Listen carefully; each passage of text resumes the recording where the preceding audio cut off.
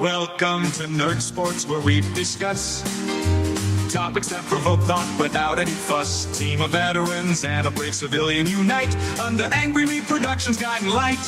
We are a beacon for those who seek audacious humor, unafraid to speak, celebrating freedom with every beat, exploring controversial issues, taking a seat, navigating life with intellect, not defeat. The Nerd Force always with us, never discreet. We here at Angry Me Production want to thank our sponsor, Mobile Notary Mindy. She's certified with the National Notary Association. She's also bonded and E&O insured. She offers a wide range of services including wills, powers of attorney, medical documents, healthcare proxies, living wills, certification of trust, assignment of personal property, HIPAA waivers, advanced healthcare directives, and 99 verification. You can find her on Facebook, TikTok, and Instagram at Mobile Notary Mindy. You can also visit her webpage at TexasMobileNotaryMindy.com. That's TX, MobileNotaryMindy.com. Thank you so much, and enjoy the show. Ladies and gentlemen of all ages, boys and girls, thank you for tuning in to yet another episode of Angry Me Production. We appreciate you coming in and letting us be a part of your lives, week in and week out. We hope to do our best to present you with something that your eardrums delight in. Whether you're looking at us on YouTube or Rumble, or listening to us on Spotify, Google, or Anchor, or any of the other podcast services that we are currently on or trying to get on, we thank you. And if you don't mind, at the end of every episode, stop by, leave us a comment, leave us a like. If it asks for 5 stars, we'll take 5 stars, even if you don't like us. 5 stars are what it's all about. With that being said, we hope you enjoy our attempt to make our advocation our vocation. Ladies and gentlemen, let the games begin. Ladies and gentlemen, boys, girls, angry faithful of all ages, it's Nerd Sports time. It's episode 179. Before you ask, no, I'm not the gentleman from Independence Day. David, why did I send my mother to Atlanta?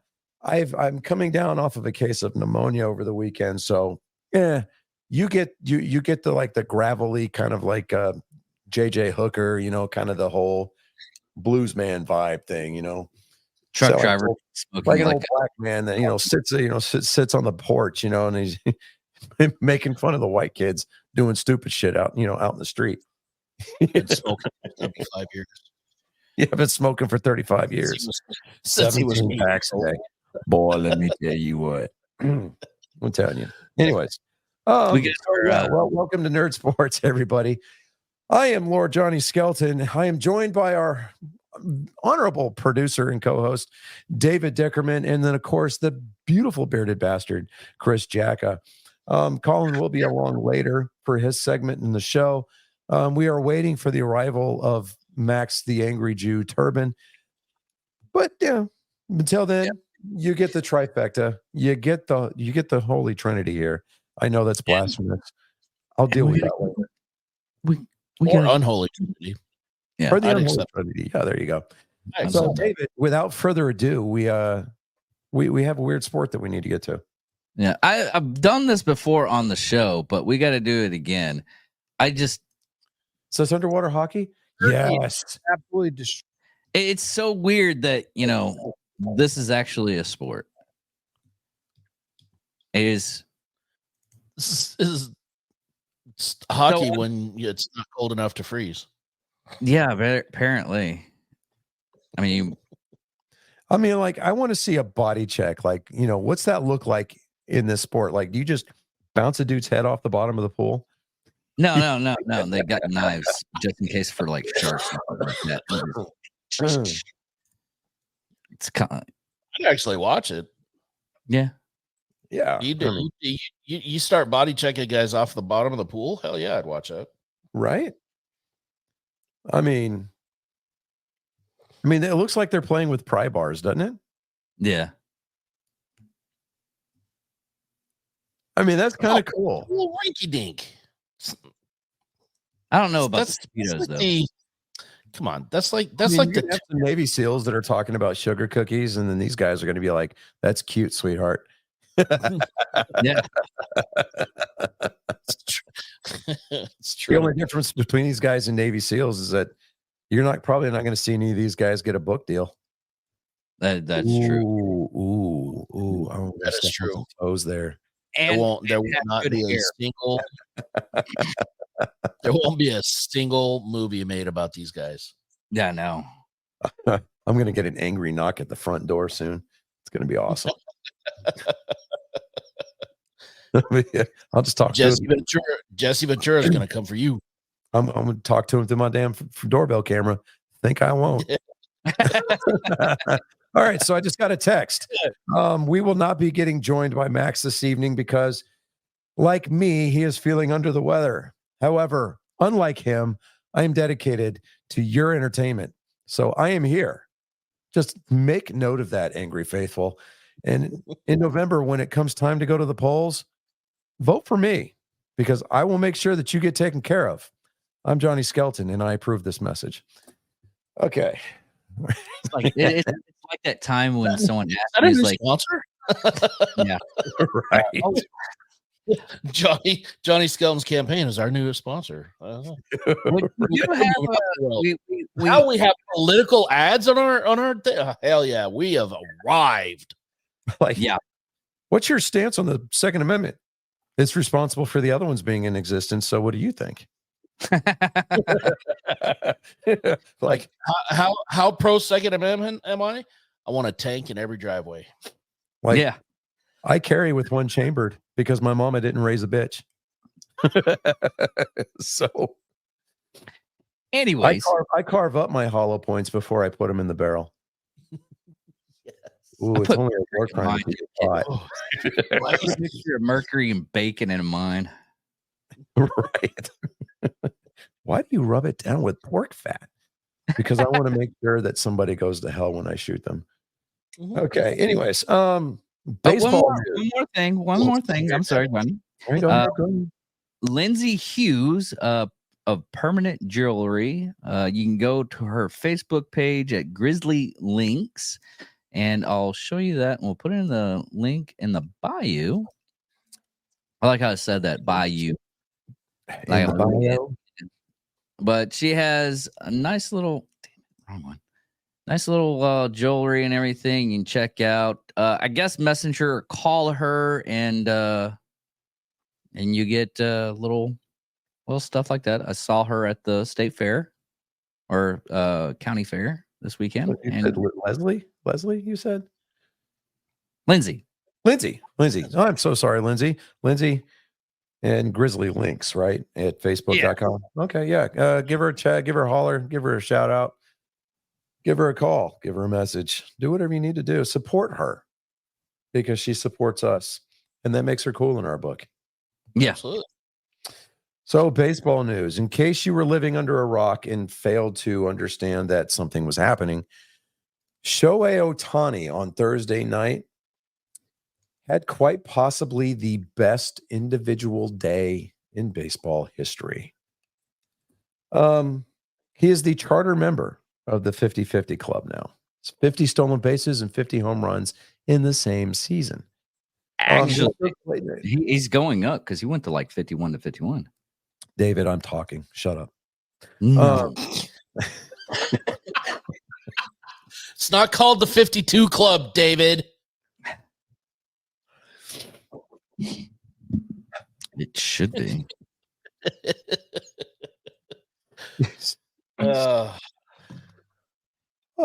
Shut up, sweet ass.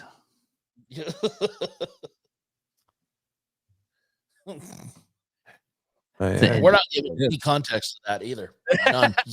I know. We're No just, context to that comment. I'm just going Everybody's just going to sit and have to wonder about it.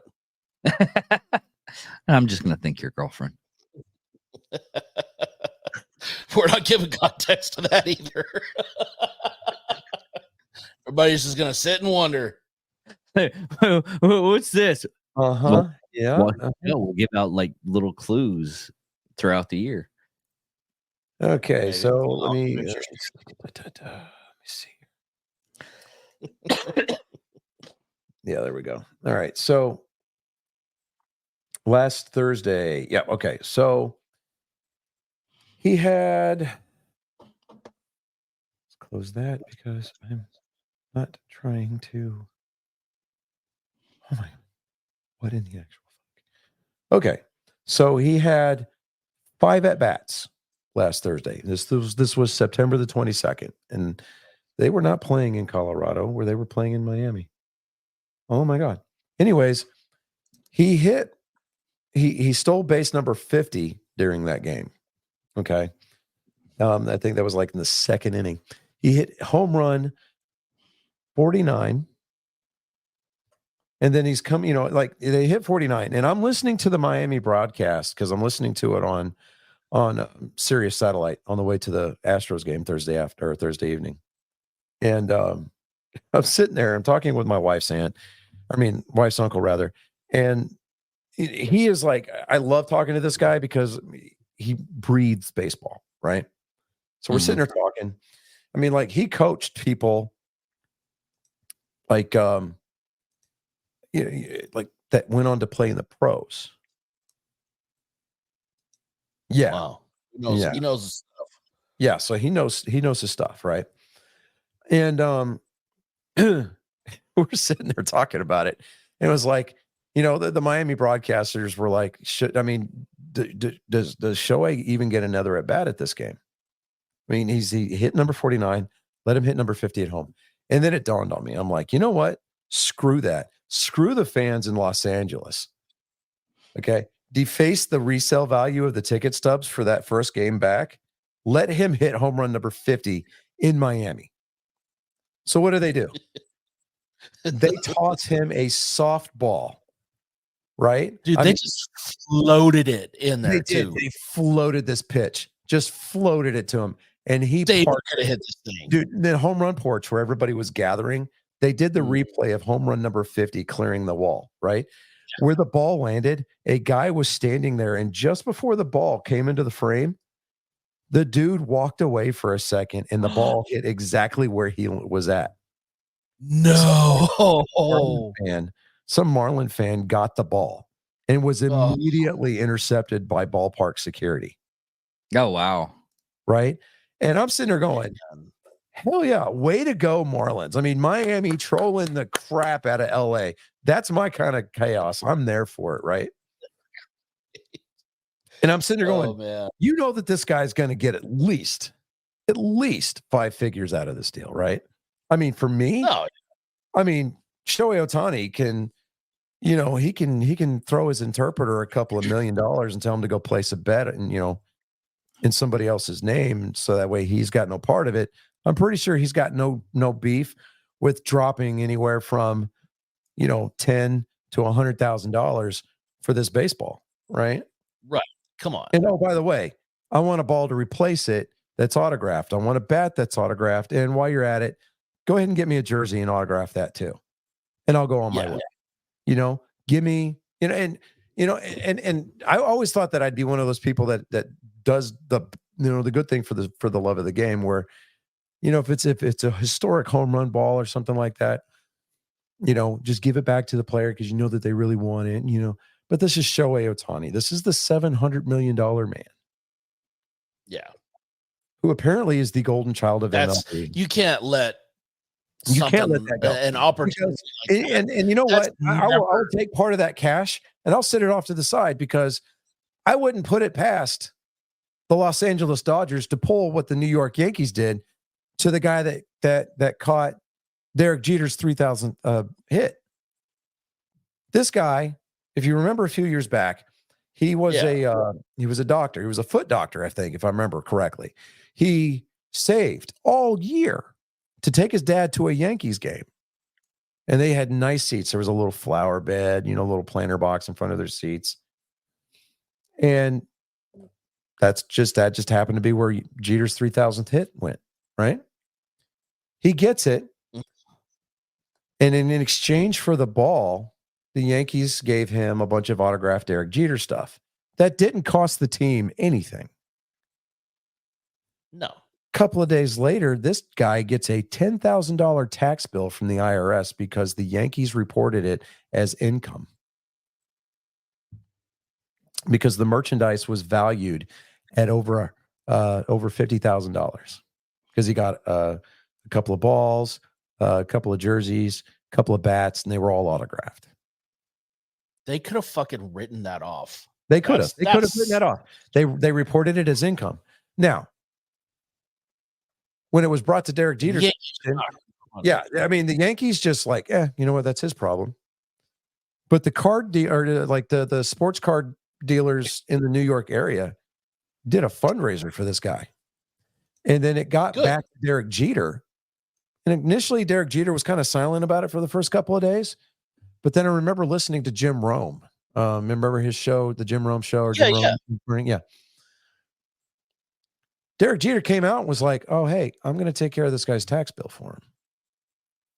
You know, only after like a week of what's going on. And like, you know, hey, that's awfully magnanimous of you there, guy. You know, but I mean, we can say in hindsight, you know, I mean, at least he showed up. You know, it is what it is. Now,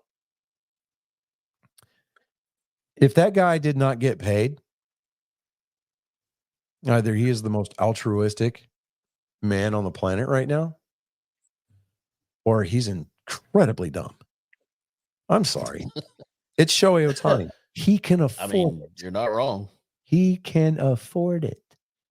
I mean, how often are you going to get the opportunity to go, hey, I'm a part of something historic in the game, you know, in the game of baseball?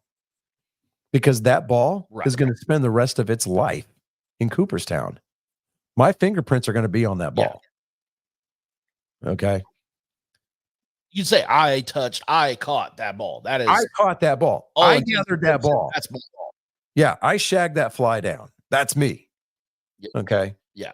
I gave it back to the team to give to him.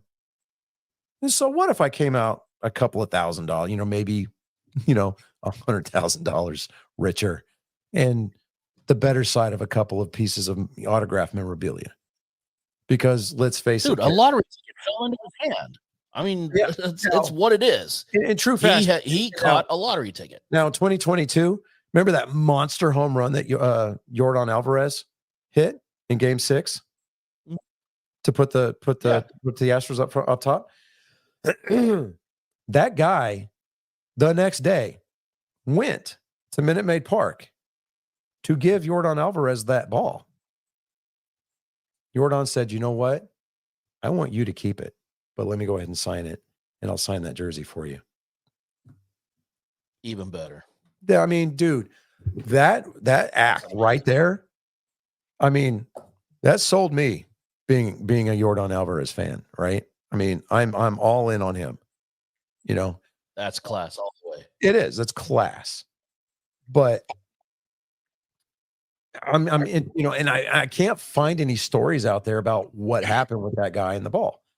I mean, because ballpark security descended upon that area quickly.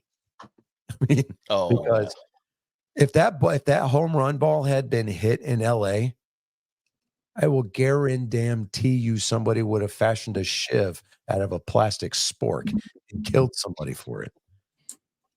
Yeah. Because we know how Dodger fans and Giant fans are. I mean, they had a Giants, San Francisco Giants were playing in LA a couple of years back, and some Dodgers fans after the game put a Giants fan in the hospital, and he was comatose for 6 months. They beat him so severely. For what reason? Come on. And all because the Dodgers lost that game. And so they're just disgruntled and pissed off. You put a couple of $100,000 potentially on the line for a historic one-of-a-kind baseball, and it's up for grabs in the seats. Yeah. Somebody's going to die. Exactly. I mean, the Dodger Stadium is a beautiful ballpark, I'm sure. The Dodgers are a historic organization. But the fan base, Sorry. People make it ugly. People make it ugly. Exactly. So, that being said, with all of my misgivings about Ohtani and the way that the gambling scandal was handled aside, he is he's literally a generational talent. Literally. I mean, the man breathes, sleeps, shits baseball. Pure, plain and simple. And I would love to say that, hey, this came from an American-born player, but you know what? It's nice to see that America's pastime, America's game, has taken a hold in such a deep way overseas, specifically Japan. I mean, Japan, when you go see a Japan League game, like during the work week, if the game is tied after 7 o'clock, it ends in a tie because people have to go to work the next day. Right? Mm-hmm. There's no spitting allowed on the field in Japan because they treat the field as a sacred place. Like they have baseball academies that, we teach academics too. You know, it's one of those things. Like you take high school football in America, and that's what baseball is in Japan. And I love that. I would love to go to Japan for like a month just to watch baseball. And yeah, I would have to admit, the nerd in me would hit up every like retro video gaming store, and I would probably drop easily a couple of $1,000 buying some like really rare consoles and shipping them home. Yeah, but you know, that's just me. True. So, not the only reason to be there though. No, it's not the only reason to be there. I mean, yes, you want to take in the sights, you know, you want to catch a little bit of a glow in the dark tan by going to Nagasaki and Hiroshima, you know, but yes, of course I want to ride the bullet train. Absolutely want to ride that bullet train. You know, but I want to go see the Nippon Ham Fighters. I want to see the Tokyo Dragons. I want to see that. You know, I want to see Japanese baseball. I mean, Nippon League, yes, sir. Sign me up. Go for it. See these washed up American players that are just out there trying to earn a workout day for an American Pro League team. Yeah, okay. Yeah, I'm good there. Let's go. You know, it's like, I mean, because you know these Americans are just dying to hear somebody from the States in the stands yell at them and ask for an autograph, because it would just make their whole day. Because these guys, a lot of times, they go overseas by themselves without family. Yep. You know, it's like, hey, I'm trying to make my way back into the bigs, babe, but I got to go play in Japan for a year. Go for it. You know? Yeah. But let me see here.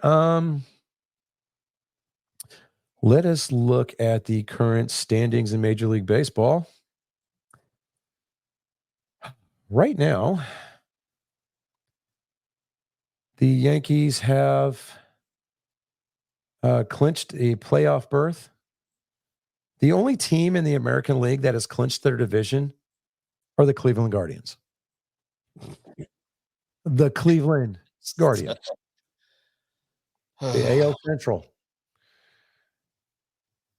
Let that sink in for a minute. I don't want to think about it too much. You know, all year long, I've been sitting there going, this isn't the Red Sox year. And it's not the Red Sox year.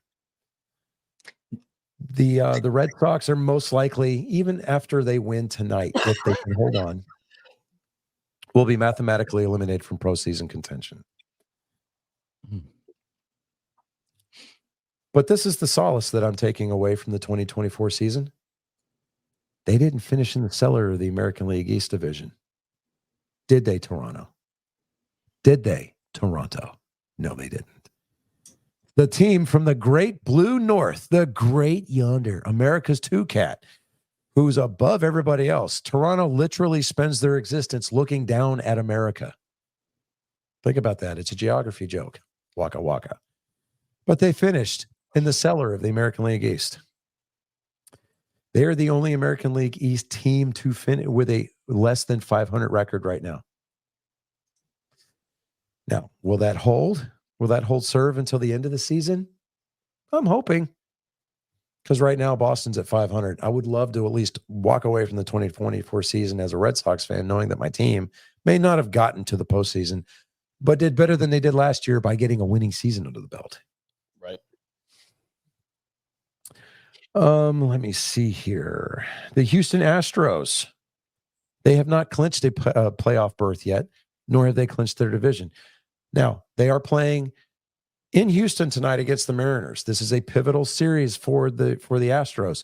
They have a 5-game lead on Seattle as of tonight, going into action tonight. Currently, the game is in the top of the third.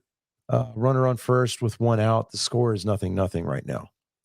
So Houston needs to take at least 2 out of 3. And I'm going to shoot my dog. Y'all hear him, right? Oh, yeah. Oh, yeah. See,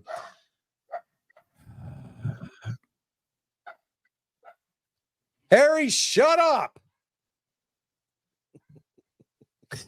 He dropped his head, tucked his tail, and waddled back into the living room. Good old Harry dog. Anyways, but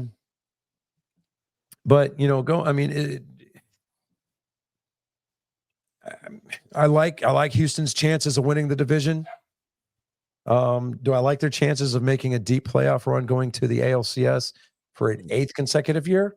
I think so, because playoff Houston is a lot different than regular season Houston. And regular season Houston this year was pretty good. Even though as of tonight, if they go into it, they will have the least number of wins for a division winner this year. Right now, they're 85-71. That's a 545 winning percentage.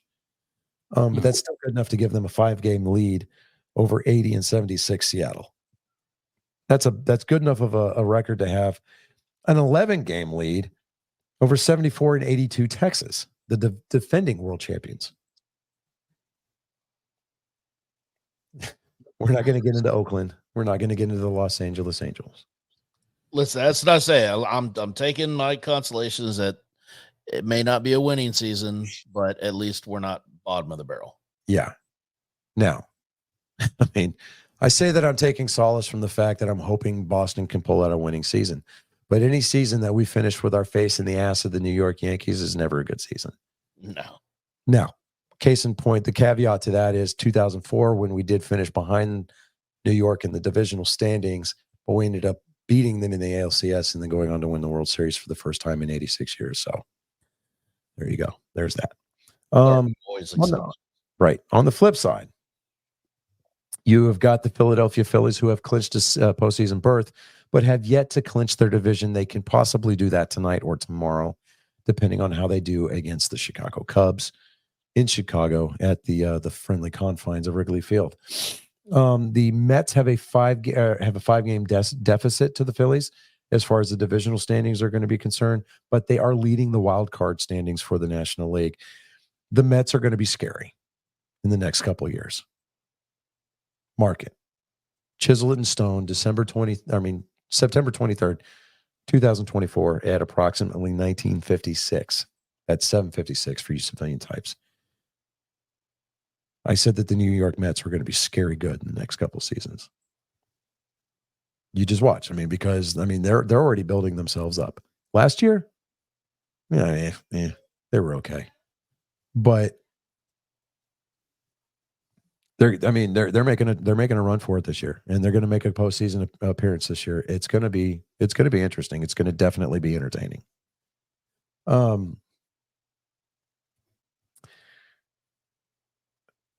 What I would find hilarious in some kind of alternate bizarro universe is if we had a Subway Series for the World Series title versus, New York versus New York.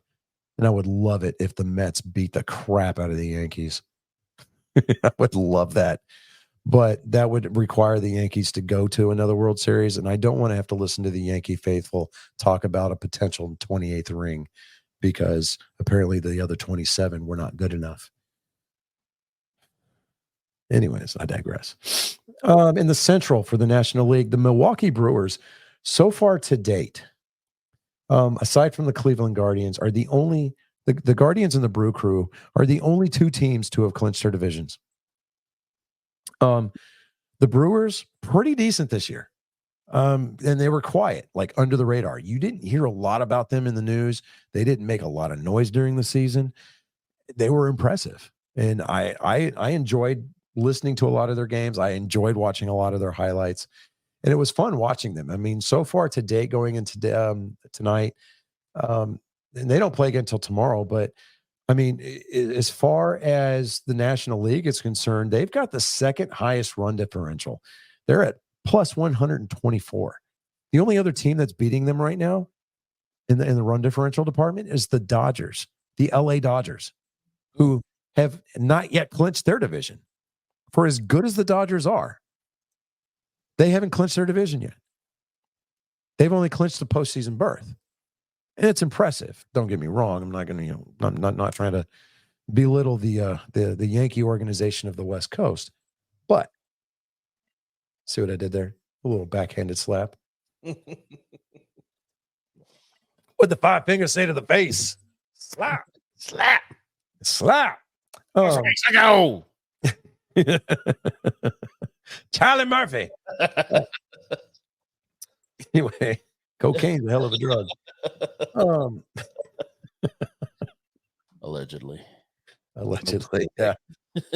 I mean, the Brewers, they're not going to go to the World Series. I mean, not unless they get a lot of help. And by a lot of help, I mean the Dodgers falling flat on their face.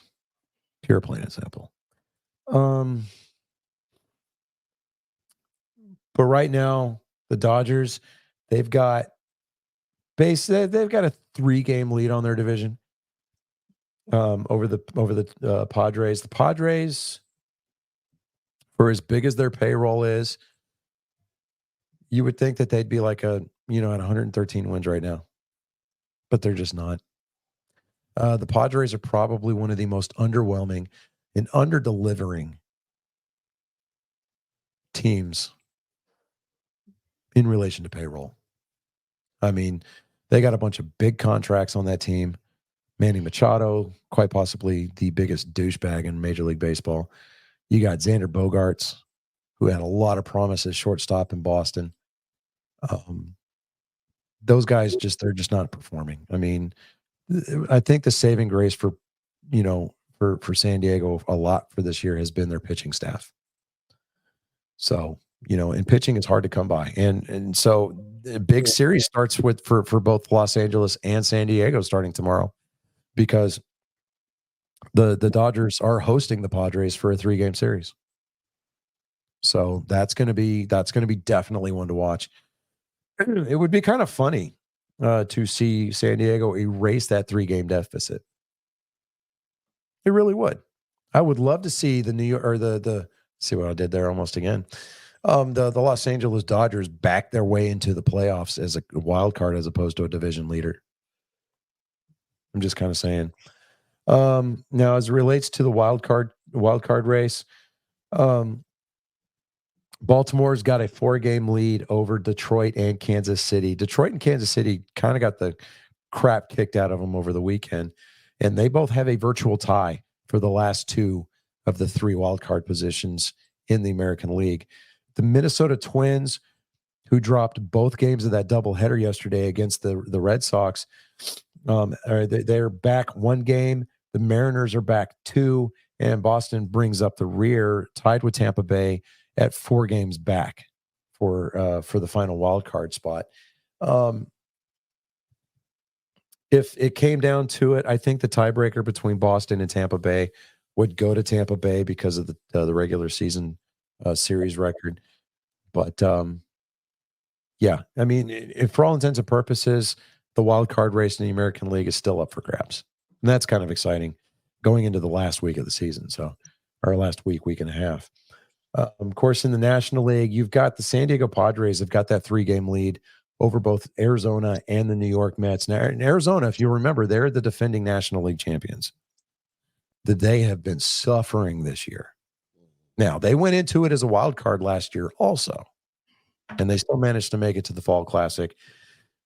So don't count them out entirely, What's going to help them out is the fact that they're playing also a divisional foe in the way of the Giants.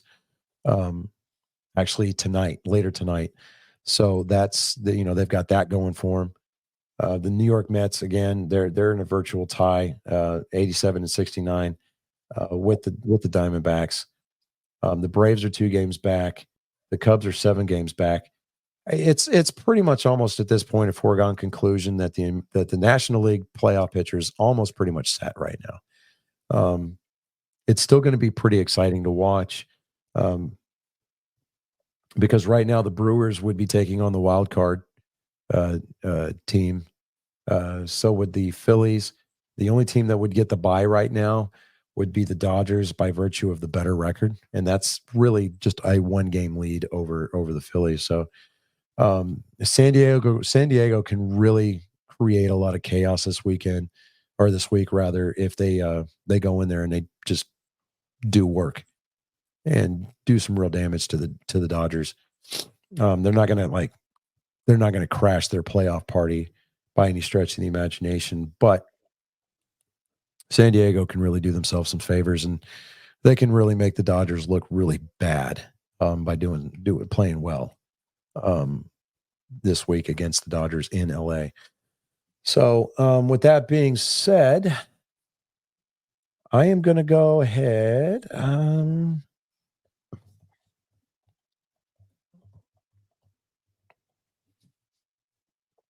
Let me go ahead and send Colin the link here real quick.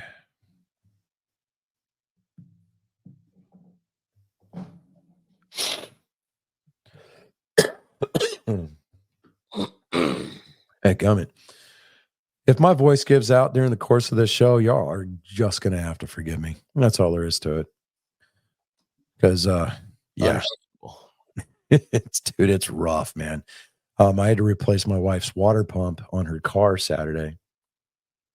So instead of resting and studying all day Saturday like I intended on doing, I was doing the good husbandly thing, and I was tearing apart the front of her engine so that way I could get to the water pump.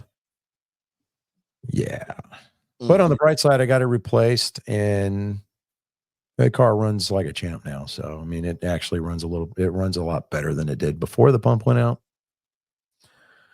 Personally, I think it's because I actually torqued the water pump bolts to spec. Always helps. It always helps, yeah. So, I mean, I tore my hands up in the process, but yeah, it is what it is. They're just fingers. They grow back. Yeah, there's that. I mean, I'm pretty sure that you can agree with me. It's a lost art these days when wives can depend on their husbands to turn a wrench. You got a lot of guys now that are just like either they're too busy to be bothered with it, or they just don't want to be bothered with learning how to work on a car. I mean, I don't know about you. When I was growing up, my dad had to go outside, work on the car. Boy, get your ass out here. And then I got yelled at because I was holding the light wrong, but I was paying attention, change spark plugs, change the air filter, change the oil, how to take off a water pump, how to change a thermostat, how to replace a radiator, crap like that. It's pretty straightforward. It's simple. And if all else fails, YouTube is your friend. We had a viewer come in. It was funny, David, because you left. We had a viewer come in. As soon as you come back, they leave. Right. But I mean, as soon as I started talking about doing manly things like car maintenance, working on a car, and then as soon as you came back in the picture, boom, they're gone. I don't know if it was coincidental, I'm sure, but I'm just like, wow, that's funny. But I'm waiting for Colin to come in before we start doing our NFL picks. David, do me a huge favor. And tonight, I need you to get Max to text me his picks. Okay. So that way I can get everything. Because for whatever reason, Microsoft Excel decided to corrupt the file. And I'm going to have to redo the entire spreadsheet. It's always fun. Yeah. Especially say it again, because that was kind of funny how you said it. Always fun. You know, David, just be happy that there's 6.5 hours separating us geographically. Because I would gladly drive the 5 minutes across town and put my foot in your ass sideways with boots on. And we're talking the Ripple soles. Oh, the good old fashioned Ripple soles. You remember what I'm talking about, Chris? Oh, hell yeah. Oh, yeah. The good old Ripple soles. Yeah. Fuck yeah. Get a nice shine on those. Hell yeah. Fuck yeah, dude. I still got my jungle boots. I fucking love those things, man. Nice. You know, and I did it right too. It's like, you know, as soon as you get that fresh pair of jungle boots from clothing sale, first thing you do is you go in there with a box cutter and you cut the sole and you rip out the steel shank, and then you go get them bastards resoled. Because then it'll flex. Yeah. You go, brand new boots. Don't even worry about getting them broke in yet. Just go get it. Go get the Ripple sole put on them. Yep. Mama San right across the street from Main Post. Hell yeah. It's like it's a brand new sole. Just don't worry about it. Yeah, yeah. Like Don't even worry about it. Just put some neat foot oil on the leather, soften it up a little bit if you want to. I don't really care. Just want the Ripple sole. It's all about that Vibram for me, man. Oh, come on, Colin. What are you doing? Waiting on you, buddy. And I typed it just like that too, buddy. That was kind of like you're like a really like lethargic Pauly Shore right there. Check it out. It's the Leaning Tower of Chisa.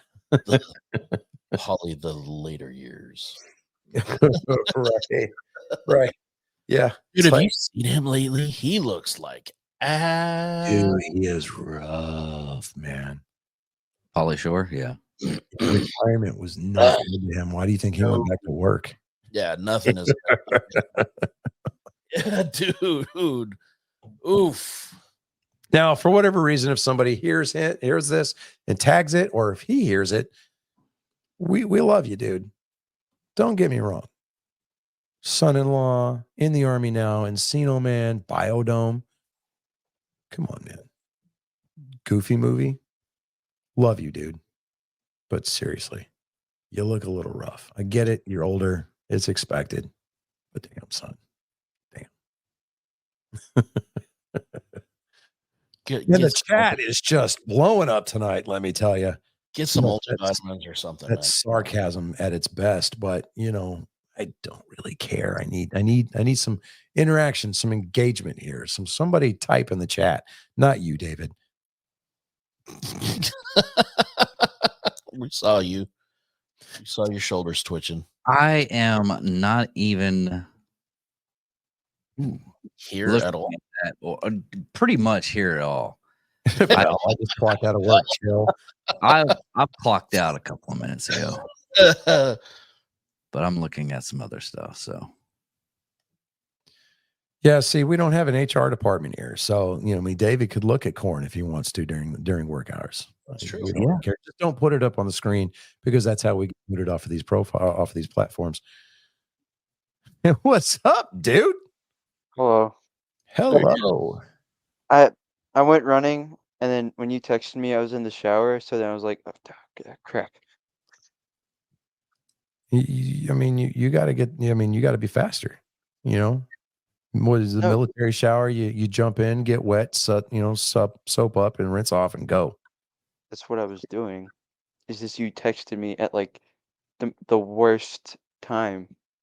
Yeah, well, ask your stepmom, and she'll tell you I have like inevitably the world's worst timing. I'll call her in the middle of the day. Where's she at? The bathroom.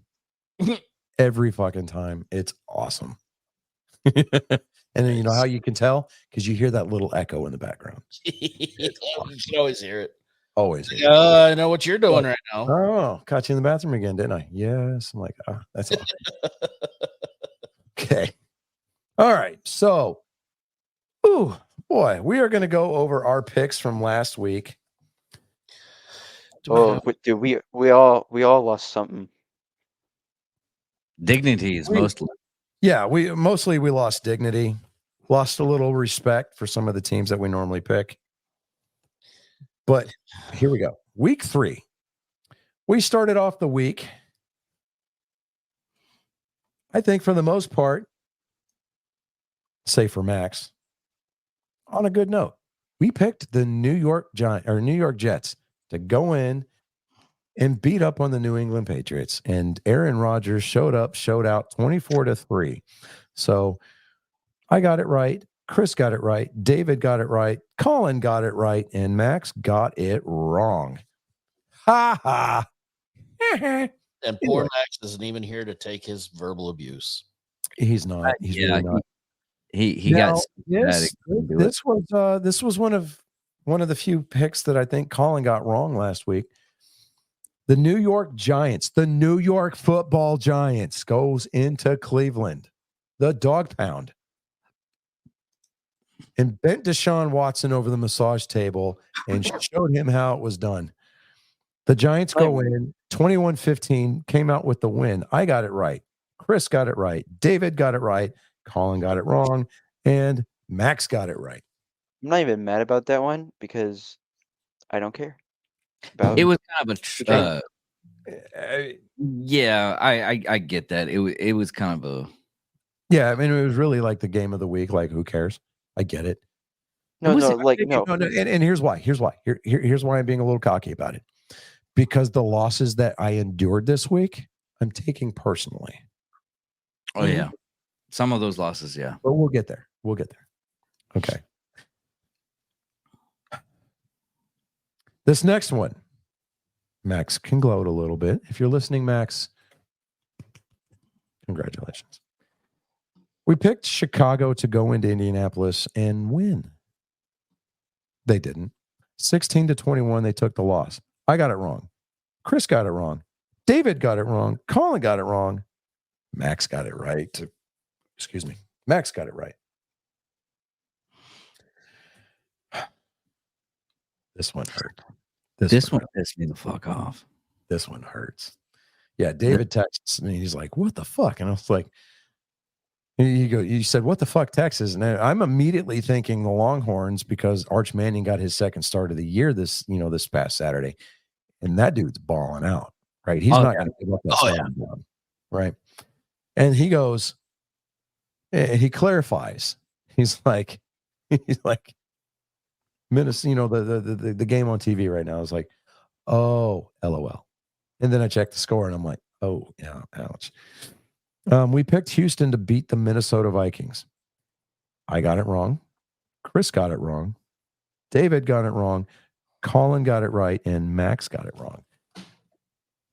The blissful ineptitude of ignorance that Colin displays when it comes to the Minnesota Vikings, the purple people eating machine, is astounding. It was so that upsetting. being said, it wasn't so much Houston beating themselves. They did their fair share of that. But Minnesota actually showed up. I thought for sure that Justin Jefferson was not going to get back on, to game ready. He got game ready, and he came ready, and he was working. Like, dude, I was impressed. I watched a part of that game, and I'm like, damn. It's gotten to the point where it's like, I only check the Vikings games because that's the ones where I'm like, I need to get this one right. Right. Now, this next game, Oprah showed up and gave everybody the L because we picked the Saints to beat the Eagles. Yeah, that was a great upset for everybody. Oh, yeah. Yeah. Everybody got that one wrong. So, yeah. I guess the Saints was Admittedly, that was a little bit of an emotional pick too, though. Yeah.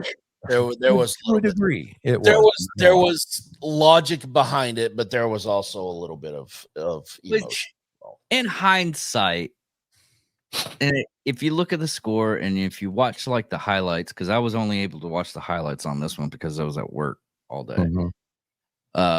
It was a stressful game. Now this one, Chris, you and I took the L on this one. Everybody else picked it right.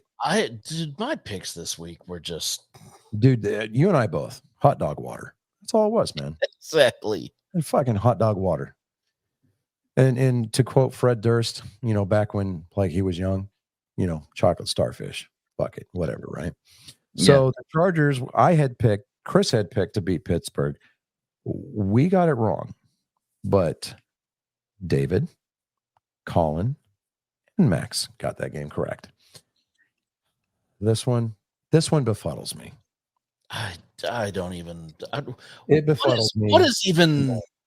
Oprah I showed don't know up what to again. feel anymore. I mean, I'm expecting a tax bill from the IRS for all of these L's that I'm receiving. Yeah. Like That down is up is down. Cats and dogs living together. It's chaos. Bizarro. Yeah. Tampa Bay did not beat the Donkeys. The Donkeys treated the Buccaneers to a donkey show, and it wasn't even in Tijuana. It's weird. Everybody got that game wrong. I don't understand it at all. This next game, though, we tried to right the ship a little bit. Green Bay over the Titans. Everybody got that game right. Yeah, because it's Titans. It's the Titans. Yeah, you say that though. And to prove the old adage, you hear it time and time and time again. David, what are you doing? You're right. We do hear that all the time. Yeah. Time and time again. I like pressing buttons. Stepmom says that a lot too. David, what are you doing? The fuck did I do? I'm sorry. I'm sorry. Some trying to get the laundry out of the dryer. David, what are you doing? Certain situations, you rather super glue your dick to a bullet train, and that being one of them. Okay, all right, fair enough. But talking about the situation at hand, what we thought was the logical lock of the week, and if you go back and roll back the tape and you look at last week's coverage, we did call it the lock of the week. Those were the words used. Yes, we kind of. I mean, we had this one bracketed, and we were ready to hit the fire for effect. We were. Yes. I believed in the Las Vegas Raiders. I believed This is what I think happened. Okay, Panthers finally got to go to LA. LA has a high dose of cocaine. They played in Las Vegas. Yeah. Las Vegas. No, that's not what you said, though. You said LA. Mm-hmm. Yeah. Okay. Anyways, Las Vegas has a shit ton of cocaine. All right, hold on. Every part of that Phillies just wrapped up their divisional. The Phillies just wrapped up their division. Sorry, breaking news. They just beat the Cubs 6-2, and they clinched their division tonight. So congratulations to the Philadelphia Phillies. Yes, that tasted just as nasty as it sounded. So I threw up a little bit in my mouth. Sometimes on some of these picks and everything, I have to have like a little bucket before I say it, or for after I say it. But anyways, I think Carolina or the Panthers took a lot of cocaine and won that.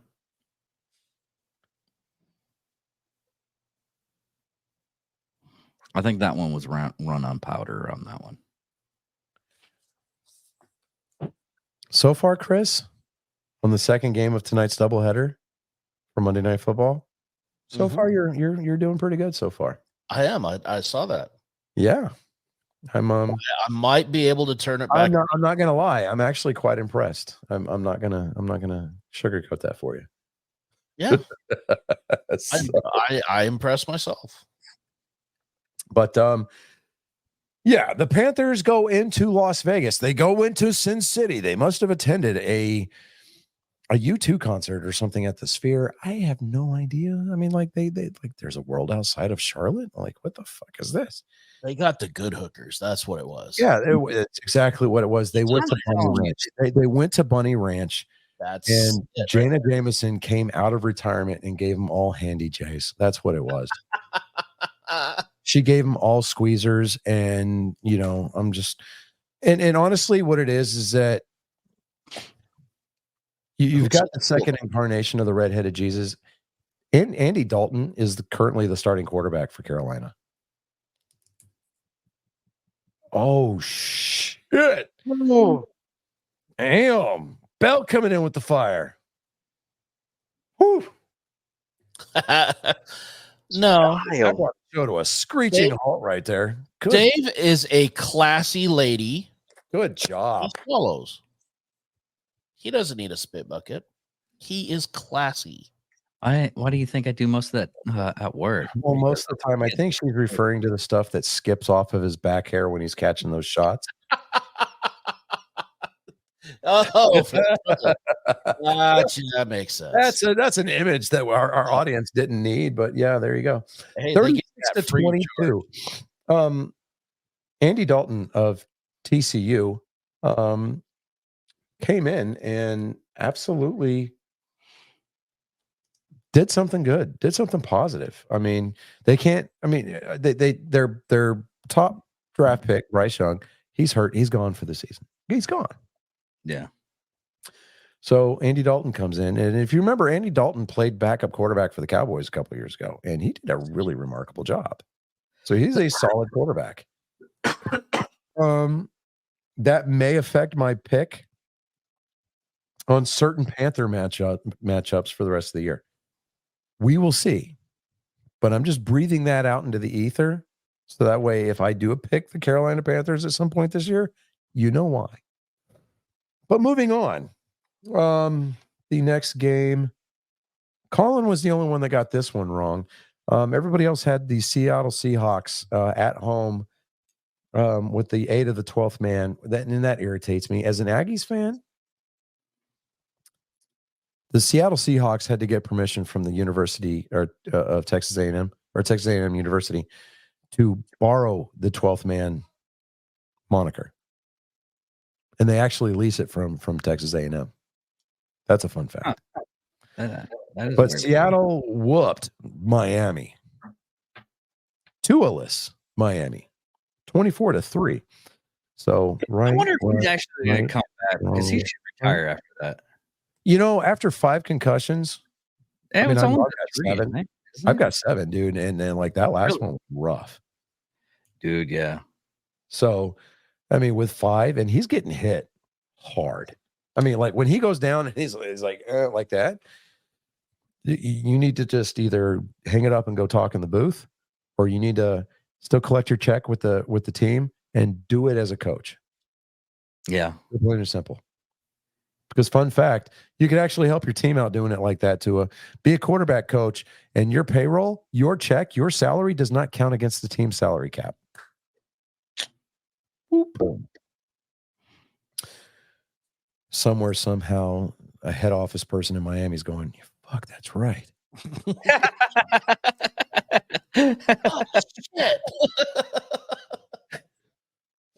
All right. So Max and Colin picked Arizona to further the Lions skid. And everybody else, the core 3, we got it right. Yay, us. I seriously think they're gonna be mean in the playoffs. I don't know if they're gonna make it to the Super Bowl, but Well, they are the odds-on favorite to represent the NFC in the Super Bowl this year. yeah. Wait, Yeah, what I was it? learned my lesson last year. I am not going against the Dolphins or the Lions. The Lions, yeah. Now Did- the Dolphins did- am I will crazy? continue for the rest of the season. The Dolphins will continue to make Darius Rucker cry. They are going to continue pissing me off because every time I freaking pick them, they lose. So they are the ones that are breaking my heart right now. Well, The Dolphins or not the only the ones. Lions? the Dolphins, Oh yeah. Well, I mean, they make Darius Rucker cry. they do. See what Did I I did there? not? Did I That not? Hootie and the Blowfish reference. No, you picked thought- Arizona to bit. You picked Arizona on that game.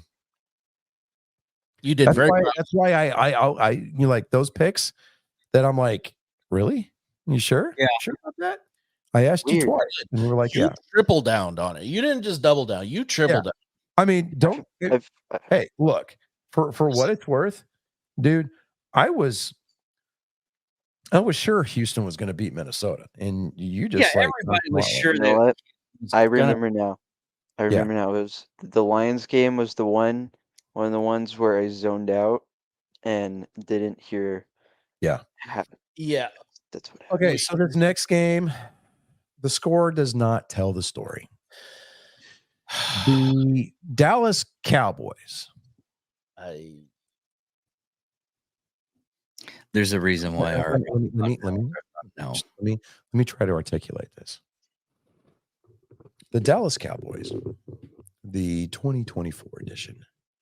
The same as they've been since. I think what they are trying to do this year is they're doing some insider trading. And here's why. Here's why I think this. Because every time they shit the bed, every time they come up short, every time Dak Prescott throws an interception, Stephen A. Smith trends on Twitter. He gets his ratings spike. Come on. I think that they bought ESPN stock. I think that they've got a deal with Stephen A. Smith somehow that every time he trends on X, every time his ratings spike on ESPN, every time his TikTok account gets a spike in views, some of that monetary disbursement goes to Jerry Jones's pocket, goes to Mike McCarthy's pocket. Because somehow, some way, mid-season, if they keep shit in the bed like this, the Cowboy faithful are going to jump ship. They're going to stop showing up for the games. They're going to start showing up to the games with bags on their heads. Right? They're already starting. Mm-hmm. Because, I mean, Best Buy, Target, Walmart, I mean, these electronic suppliers in the Dallas-Fort Worth area are not going to be able to keep TVs in stock at this rate. Actually, they got a Walmart right next to the There stadium. is a Walmart right next to the stadium.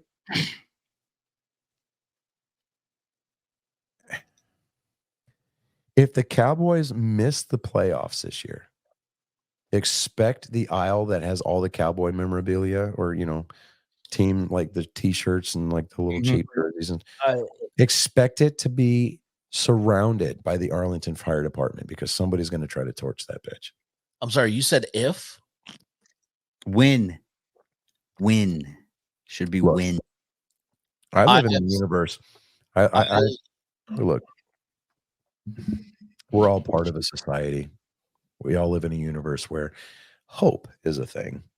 I mean, hope got us 8 years of Barack Obama. Yeah, exactly. So, but the scoreboard on Sunday's game, scoreboard on this game does not tell the story. The fourth quarter, the Cowboys did score 3 unanswered touchdowns. But problem is they waited until the fourth quarter to do they it. waited until the fourth quarter to show up. Exactly. They played flat. They got shut out. And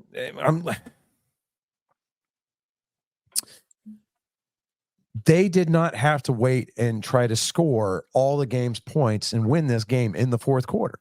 Yeah, granted, a win is a win. Nobody's arguing that point. But the Ravens are a very beatable team. The Ravens proved that you can beat the Ravens. Exactly. Mm-hmm. The Las Vegas Raiders, who lost to the Carolina Panthers this week, proved that you could beat the Baltimore Ravens. I almost would have felt better if it had been a blow. Mike McCarthy managed to do in grand Cowboys fashion what every other head coach after Barry Switzer managed to do. And that is snatch defeat from the jaws of victory. Mm-hmm. It's the new Cowboy tradition. That being said, David was the only one that got this game right. Fuck you, David. Okay, here's my thing. No, you don't get to jump on the soapbox because we're not. Yeah. No. Don't you dare try to rationalize this and try to act like you didn't just get lucky. Because before you get all high and mighty, David, just know this. The next game, everybody got it wrong. Oh, that's understandable. You, sir, are not infallible.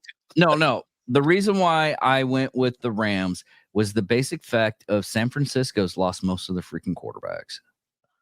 They also lost Christian McCaffrey. That too. Okay. But they only lost by a field goal. Yeah. Okay. Now, to your potential soapbox rant about why you picked Baltimore versus Dallas, I will sum it up with a simple statement. You, dog's ass, son, that day of the week was your day. It shined right on you. Good job. Okay, moving on. So yes, everybody actually got this game wrong. I thought that for sure the 49ers, even in their injured state, would have been able to go into SoFi Stadium in Los Angeles and just kind of handedly defeat the Rams. I mean, just kind of have their way with them because the Rams don't have a run defense. And even their backup running back is still pretty good. Their passing game still decent. The Rams don't have Cooper Kupp right now. So I mean, what are they spending? What are they spending their mana on?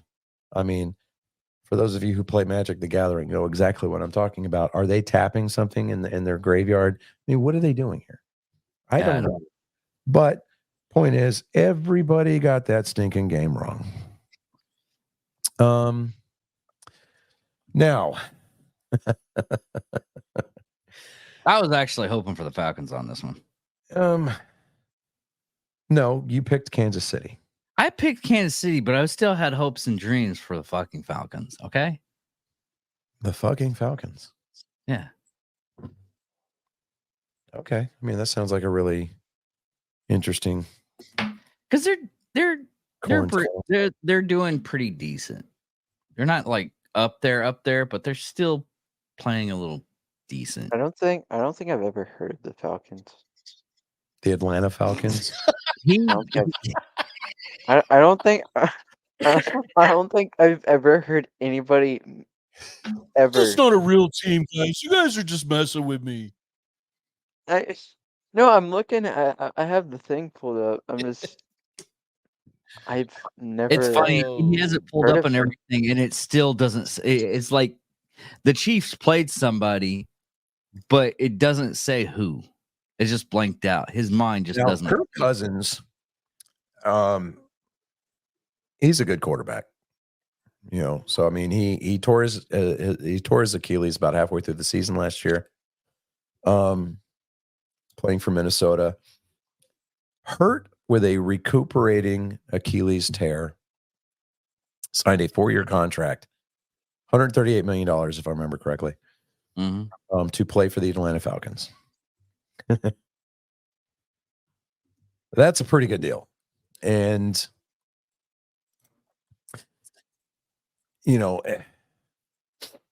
I mean, like with Minnesota, Minnesota's, let me see here. Let me go back to that game real quick. Here. Let me see something. Give me just a second.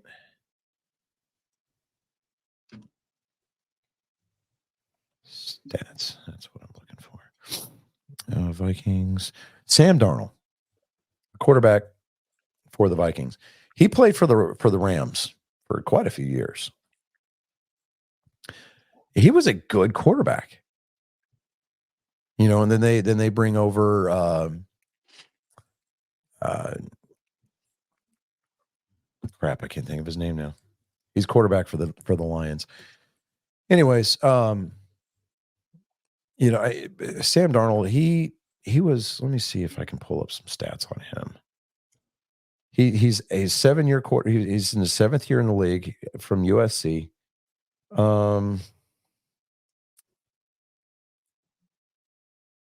It doesn't give anything else past that. I was trying to see stats. There we go. Career.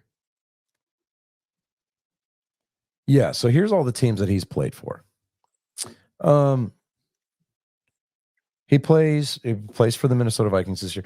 He was actually on the 49ers last year as a backup to Brock Purdy.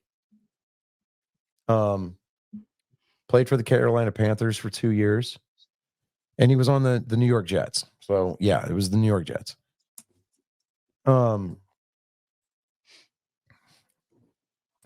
It just happened to be the one that was clean.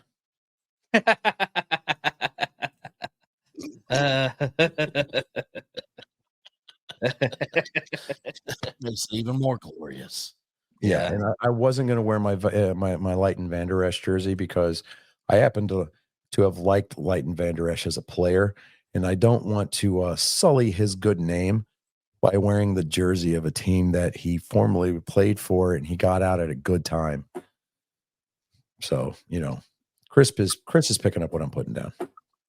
Anyways, so Sam Darnold, he, was drafted by the Jets back when the Jets were drafting every number, they were getting the first round pick, the number one pick overall almost every year because let's just face it, the Jets were almost an afterthought in the NFL. He played his rookie season was 2018. His career passing yards, he has got 12,721 passing yards right now. Career. That's his 7th year in the league. Right now he's averaging, let's see here.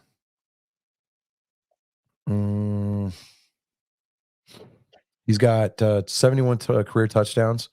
His big year was 2019 with the Jets when he threw 19. He's already got 8 this year, and it's only week 3. Something's going right? So I mean, they asked Justin Jefferson about that. They're like, how do you feel about Sam Darnold? And Justin Jefferson was like, he's always been a good quarterback. He just needed weapons, and now he's got them.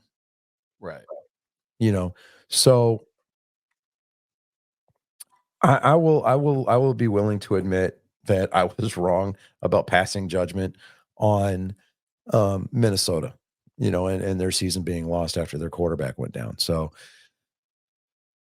I think that they're going to be in good hands with Sam Darnold at the helm. I mean, he's a good game manager. He's a very accurate quarterback. Yeah. I mean, his passer rating so far this year is 117.3. Yeah. And what's phenomenal about it is looking at him pass. He passes for almost 70 yards. Yeah. Now, granted, he had a limited playing time last year because he was playing behind Brock Purdy. But I mean, he had 1 interception last year. He's got 2 interceptions this year. He gave up 1 yesterday. To the Texans defense. Put that in perspective. His worst year was his rookie year. His rookie year as the Jets quarterback, he threw 15 picks. Right? I mean, if you keep score at home, that's 58 over the course of his career.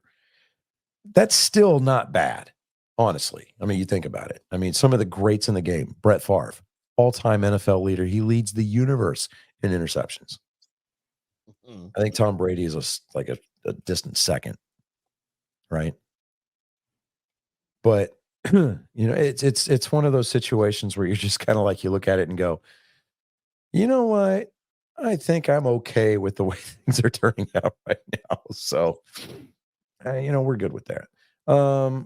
Moving on here, back to the Kansas City game though.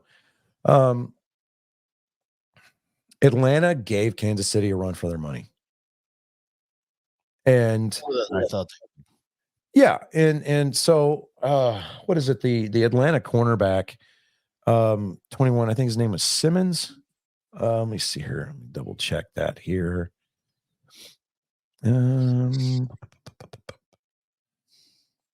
Yeah, Justin Simmons intercepted his 6th pass from Patrick Mahomes last night.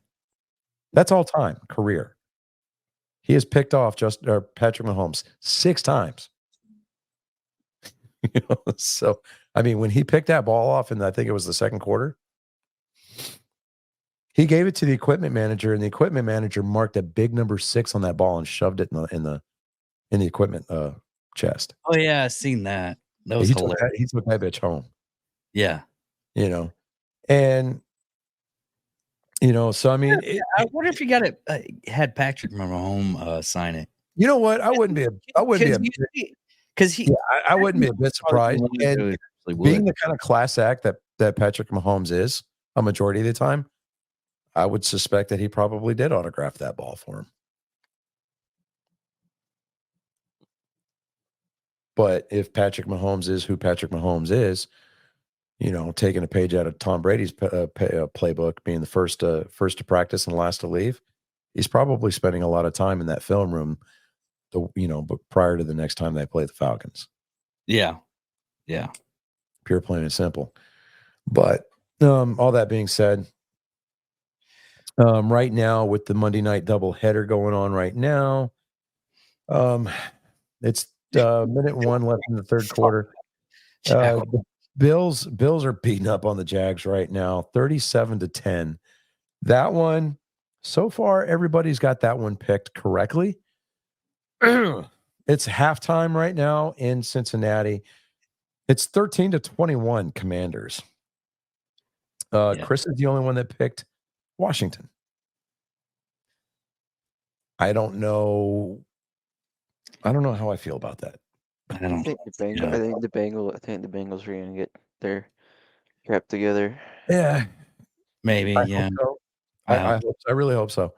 Let me see here. In the ninth, the Red Sox are still leading 4-1 right now in Toronto. Yeah, if there's anything else I can take away from today, it's that. Yeah. For me, it's always a good day when my Red Sox have managed to win, even if it doesn't mean anything. They're not going to be in the playoffs at all. They've got if they can win out, and they're going to need a lot of help. They're going to need the other teams in front of them to fall flat on their ass. So I'm going to say more than likely, mathematically, they're still alive, but realistically, I'm waiting for game 162.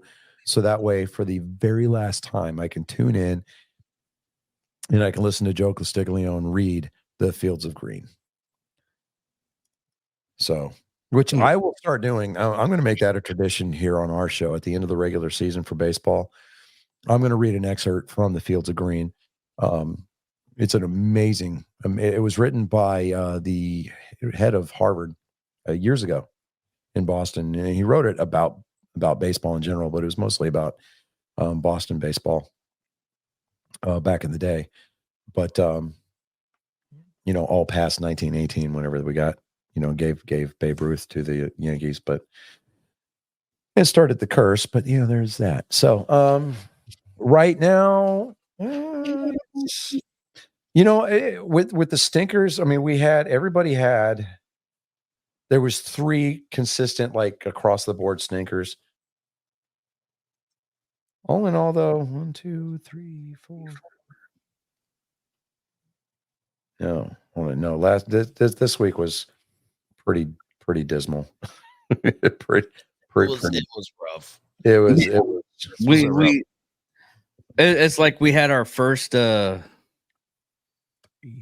week. We had a glorious week, and then the rest of it is like we don't know what we were talking about anymore. Yeah, right. Yeah. I knew it was going to last. Yeah. So programming note here, guys. And there it is. The game just went final. Red Sox beat the Blue Jays. Tanner Houck got another win this year. 4-1 was the final on that one. So good job, guys. Programming note. In school right now, we've got some employer workshops coming up for some potential employers after I graduate in the spring.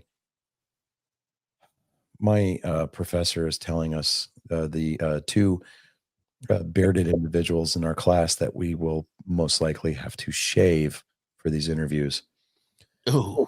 Because we don't know if the units that we're going to go to at the plants are going to be requiring respirators or not. You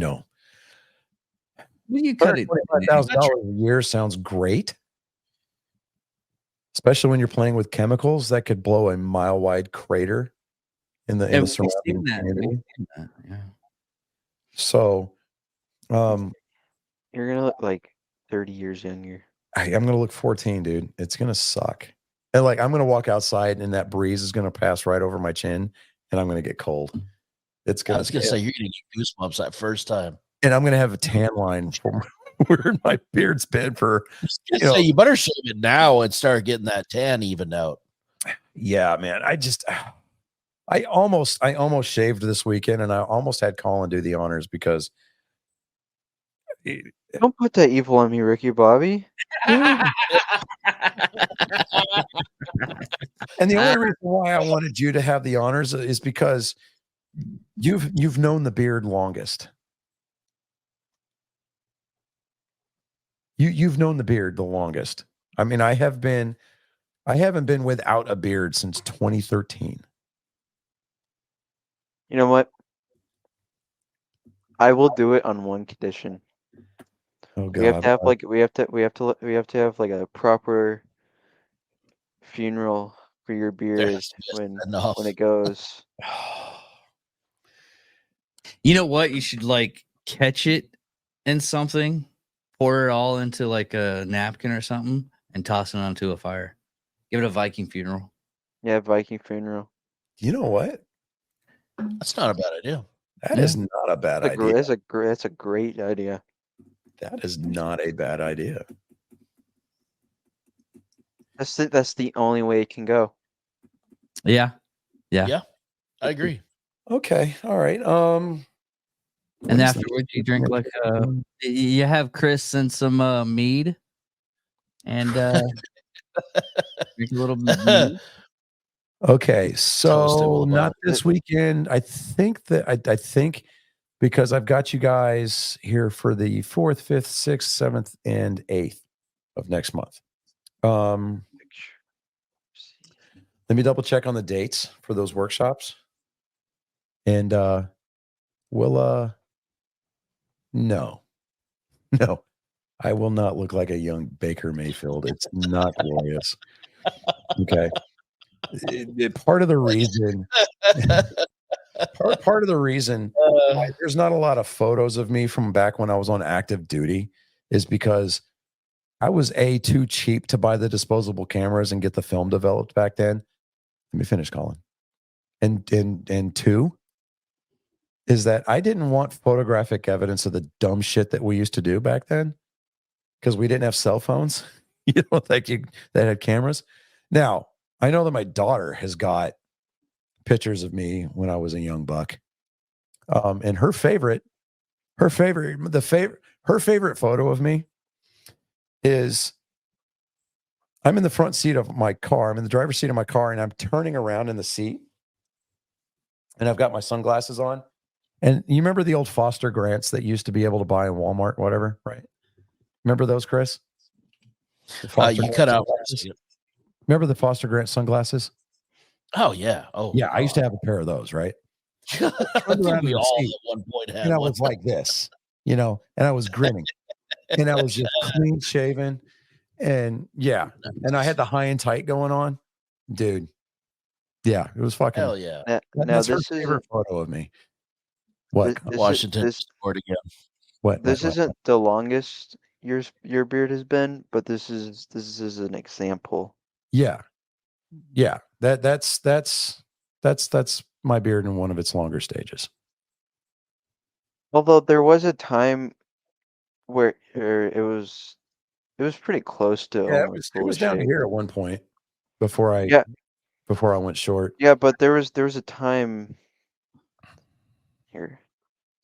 Well, nah. Remember when you had like your? I have that exact photo framed. It's awesome. Remember when you had like your hair like kind of like poofed up and back? Yeah, I was going for like the whole caveman thing. Yeah, no. No. Like you're up, like your hair. It was up and back. Yeah. Okay. Yeah, and then like your beard was like it was less visible. Yeah. That's like that's the closest you got to shaved. Yeah. Well, there was one year, and your mom absolutely hated this. I did this on a dare. A guy that I used to work with, He used to tell me, he goes, I think you can pull off the Wolverine beard. And I was like, yeah, you think so? And he goes, I don't think you'll do it. So I went home, shaved my mustache, and then groomed everything else up. Showed up to work the next day with a Wolverine beard. And I coached his little league team that entire season just like that. Nice. And I look back, at the time I was like, you know what? I look pretty badass. But at the time, now looking back on those photos, I'm like, oh my God, what was I thinking? Like, The hell's wrong with me? no. Anytime I see a picture of me with long hair now, I'm like, did I think that looked good? I looked homeless. Right. All right. So we're going to move into week 4. Week 4 picks. We're going to start off the week Thursday night. This pick may shock a few of you. It is going to be the Cowboys going into the Meadowlands to play the New York Football Giants on Thursday night. David and I did a little pre-show picks just to kind of, get a little bit of the discussion going. I'm actually taking the Giants in this game. I think I will be too. It causes me literal physical pain to say it, but and here's why. Not the physical pain. Physical pain is because you're a Cowboys fan. Get it? yes, Awesome. exactly. All right, enough said. The Cowboys are in a state of disarray right now. Their defense is absolute crap.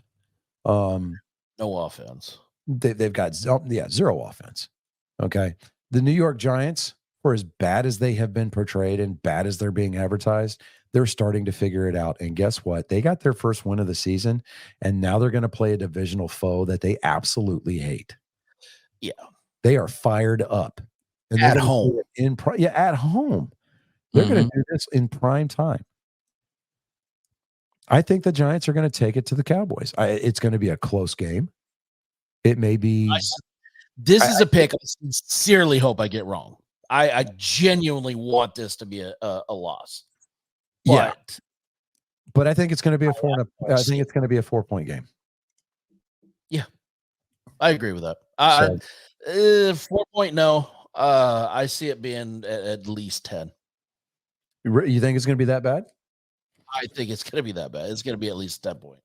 I mean, I think that Dallas is going to do what Dallas did this week, and they're going to come back late in the fourth quarter, but it's going to be too little too late. I see the Giants just stomping all over them the first half. They are going to jump out by 20 plus in the first half. I'll even go as far as to say Dak Prescott's going to throw 2 interceptions next week, or this week, rather. That's a safe bet. Yeah. All right, Colin, who are you taking in this game? Okay, I want to state this is not an emotional pick.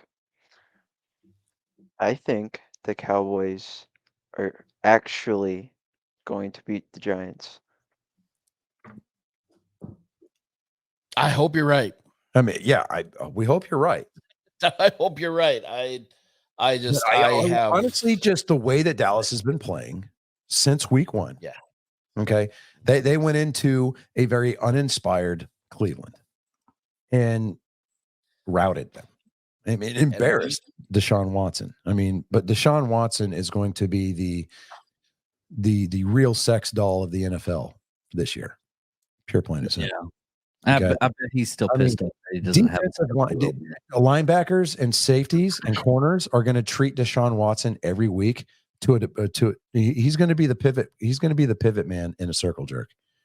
Pure plain and simple. Okay. He's going to be the receiving end of those happy endings. And we're talking about the wrong receiving end because he's going to be the one handing out the handy J's. The squeezers off the dock. He's going to be the one. Okay. I understand the Cowboys, they're not doing too well. They're doing terrible. But you have faith. But I think that the Giants are going to get a little cocky and the Cowboys are going to take advantage of that. I honestly hope you're right on that one. I do hope you're right, but it's a I don't Thursday night game, not Monday night game. And the reason why it's important that it's not a Monday night game is because being that it's a Thursday night game, I'm not reading that. Like I'm sitting there reading that and I'm like, wait, no, it's a trap. That's definitely a trap. That's a trap. There's such a thing called close. Eli Manning is going to be in the building that night. Yeah. He's going to be on the sideline and he's going to be chirping in Daniel Jones's ear, telling him how to run that offense properly. Yep. And Dallas's defense is not ran by Dan Quinn this year. It is a shell of its former self. They can't stop the run, and they definitely can't stop the deep pass. I just think that the Cowboys they're going to show up for, even if it's just for this game.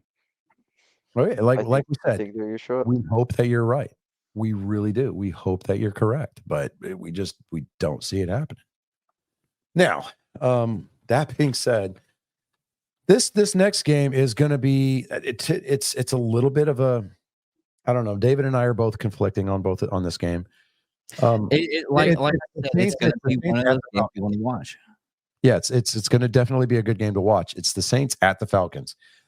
I'm picking Atlanta in this game based on what I've seen of Kirk Cousins so far this year. Yes, the Falcons are 1-2.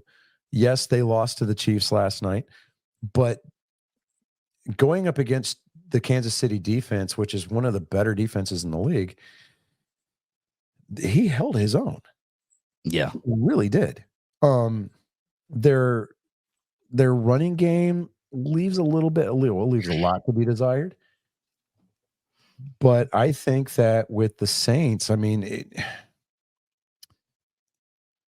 I honestly think that the Saints are gonna they're licking their wounds a little bit after this loss, and they've still got some things to figure out. They're still a young football team. Yeah, they got Derek Carr at quarterback, and he's a seasoned veteran. But I think Kirk Cousins is going to navigate this team, and he's going to take them to the finish line on this one. I'm taking it on this game. Watch this game. Just personally, I just want to watch this game. Yeah. So I David picked New Orleans to win this game. Yeah. So I hate to agree with David, but I think the Saints got this one. Okay. It's this game right here. You just can't gloat on who wins or loses on this because no, honestly, I just want to watch the whole game, and I'm just going to be paranoid on both sides because it on one hand, I feel the Saints winning it, but I still want to see the Falcons play because they're actually doing decent this year. Yeah, I mean, they're not last year's team. No, they're not. But like I said, with Kirk Cousins under center for Atlanta, it's a very huge step in the right direction. And with his leadership and his ability to orchestrate a drive, I think, and he's a very accurate passer, which is why Minnesota thought so highly of him, right? I mean, Minnesota, like 2 years ago, extremely good, and especially with Justin Jefferson. But Atlanta's got some weapons that Cousins can, Kirk Cousins can throw to. So, I mean, that's why I'm picking the Falcons on this one. Am I going to? Can I be wrong? Yeah, absolutely, I can be wrong. But will I be upset if I take the loss on this game? No. It's going to be an entertaining game. It's definitely going to be the game to watch this week. It's going to be on Fox, so I guarantee you this one's going to be the well, it's not America's Game of the Week because it's not prime time. It's a 12 o'clock kickoff, but it's definitely I'm watching this game. Yeah, hands about it. I'm going to figure out a way to stream this game so that way I can watch it. But Colin, who are you going to take on this one? As I said before, Falcons who? So Okay. Okay. He's only picking teams he knows. Hey, it That is he's what it is. heard of. Okay, now the Panthers did manage to get a win because reasons. Yeah, but you know, The Bengals, watching the Bengals right now against the Washington, it's rough. I mean, in a unit, I never thought we'd find ourselves existing in a universe where the Panthers would get a win before the Bengals did. Yeah. So, but that being said, I am taking Cincinnati in this game over Carolina because Yes. Carolina's not going to have a home crowd to drown out the noise, to drown out the cadence. Unless a lot of people eat a lot of chicken. Not even then, man. I mean, Bojangles cannot fry that much chicken to stick, to sneak tickets into the bottom of a bucket. Right. Okay. Hey, look, I mean, Even the biscuit masters cannot come in that early to make that many batches of biscuits. I would be surprised if they gathered every fan that was in attendance that they could fill up maybe half a section. probably. Oh, God, yeah. What's going to be sad? And what's going to be sad is that, Fox is going to be there and they're going to pan the camera around the stadium and you're going to see the middle tier, the middle section, middle bowl is going to be empty. You're going to have like 16 fans in the lower bowl and you're going to have like 4 dudes in the nosebleed seats sitting way at the fucking top. They're gonna start breaking out the cardboard cutouts they had used for COVID. Yeah, they're going to be piping in crowd noise and crap like that. But this is basically going to be it's going to be another home game for the Bengals. I mean, because there's got to be more Bengals fans in Carolina than there are Panthers. You're not wrong. That's And here's why I say this: because Fort Liberty is what it's called now. Let's brag. It is Fort Bragg. I'm going to call Fort Bragg even harder now. I mean, the only one that I'm not going to, I'll call Fort Benning Fort Moore just because Colonel Moore was a badass. Anyways, Still, per capita, Ohio has more people in the Army, I think, than even Texas does. So that there's some Bengals fans that are stationed at Bragg. They're going to be at this game. yeah. So, Sure. especially if they're picking up their tickets for like $1.80 a piece. Come on. Exactly. The entire platoon there. And they're not going to go to MWR to pick those tickets up because MWR is going to jack the price up so that way they can justify the the cost of selling them. No, they're going to go straight to the box office and pick them up there. But Day of. they're going to go to the will call and they're going to be like, "What do you got available?" And then the cashier is going to look at him and go, "Where do you want to sit?" They're going to spend more on beer than they will on a fucking ticket. Yeah, right. Yeah, it's like, oh, you guys know it's Dollar Dog Day, right? Like, say less. Give me the 50-yard line. Hell yeah. I got a battalion here. Those are $3. Yeah, it's like $3. And then you're gonna have Private Carl over there, who spent all his money at the strip bar the night before. Carl, damn it, Carl.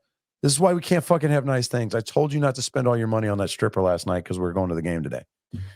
You're just gonna have to, and they're gonna put Carl on fucking guard duty in the parking lot.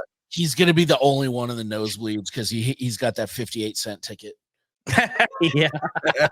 And he's not even going to be able to watch the game. They're going to have him looking over the concrete to make sure that the bus that they took is not being messed with in the parking lot. Like he's on bus guard. And he's going to be the one wearing the high vis vest, or he's going to be the one wearing the PT belt up there. Yeah, absolutely. Yeah. I still have his BCG. It's scientifically proven that it's going to keep you safe. But I'm picking Cincinnati on this game. So is David. What about you, Chris? I'm also going Cincinnati. Okay. Colin, what about you? Panthers. Are you really? Oh, really? If he wins it, I'm going to be totally upset. Are you sure about that? You sure about that? Look, I think the Therefore, Panthers. you are a little Descartes here. What's going on?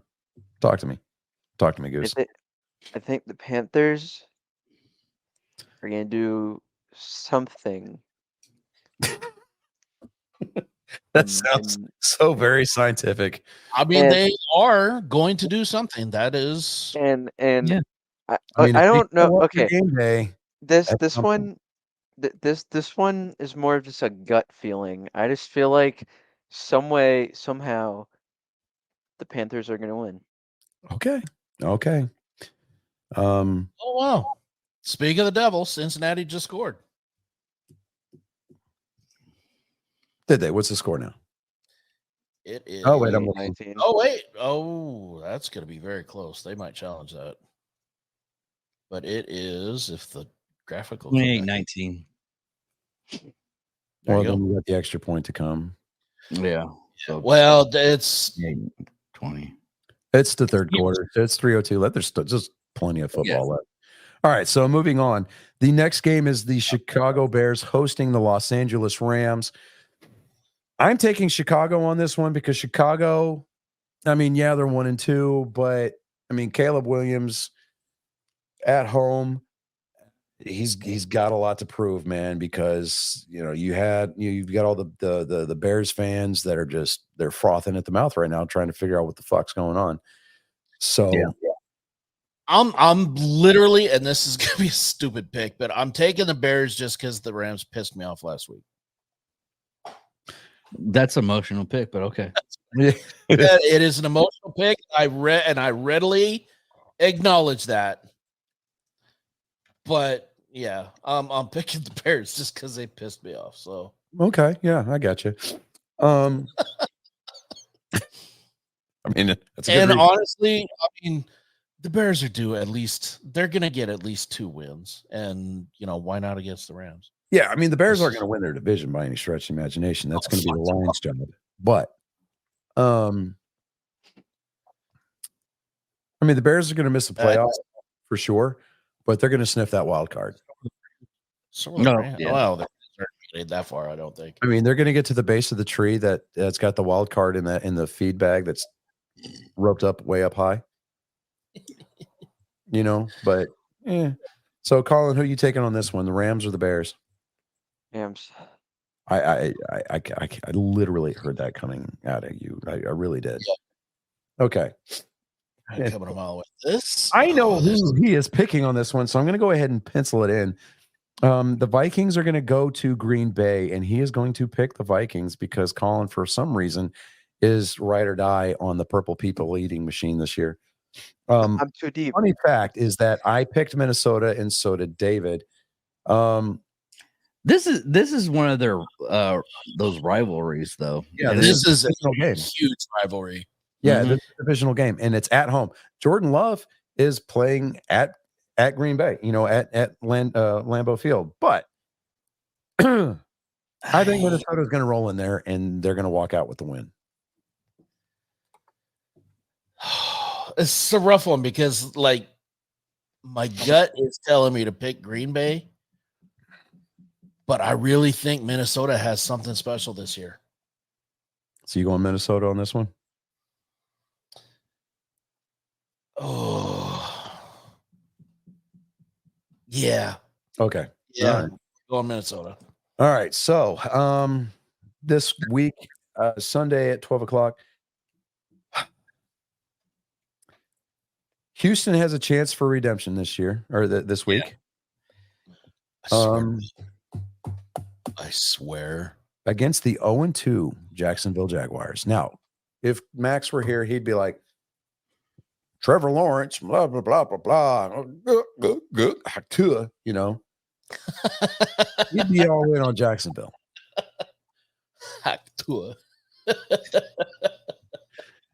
To my knowledge, she had the phrase talk to you, right? Like Yeah, she has a to podcast now. she has a podcast. It's talk to her. Talk to her. Yeah, and she said Talk to her and the name. Yeah, like she got paid like $100,000 to start that podcast. Hey, listen, Get your run bag. with it, girl. Get your bag. Go for it. I What- mean, what- for all intents and purposes, like she, from every account that I've heard, she is like down to earth, right? Yeah. She's Yeah. from good old Mount Juliet, Tennessee. I used to live there after I got out of the Army. That's where Belle lives now. Is Mount Yeah, Juliet. every As a matter of fact, Belle, make. do us a favor. See if you can find her and bump into her and ask her if she would be willing to come on the show. That's your homework as a super fan. Hell yeah, that would be cool. You know, That would be cool. Belle on remote. All right. So I'm picking Houston, and so is David on this one. Just simply because Houston. I mean There's Houston's at home. no way. And you know, the Jaguars, they're gonna get their wins. It's just not gonna be week 3. It's not gonna be week 4. That's all it is. But No. Texans all the way. okay. What about you, Colin? Oh, you picked the other team just out of spite, I think, this week. No. I'm picking the Texans. Okay, good. I was like, boy, I'm telling Look, you. look. I'm like, I may be dumb, but I'm not stupid. I think the phrase you're looking for is I was born in the dark, but it wasn't last night. So there you go. Okay. I have learned my lesson. This next game, I am picking Pittsburgh to beat the Colts Yes, in Indianapolis. exactly. Okay. David is too. What about you, No Colin? argument. Yeah. Yeah, okay. And either Belle is typing because of the delay or she's just sitting there going, I have the social life of a grandpa, so unless she has a crippling nicotine habit, that homework isn't getting done.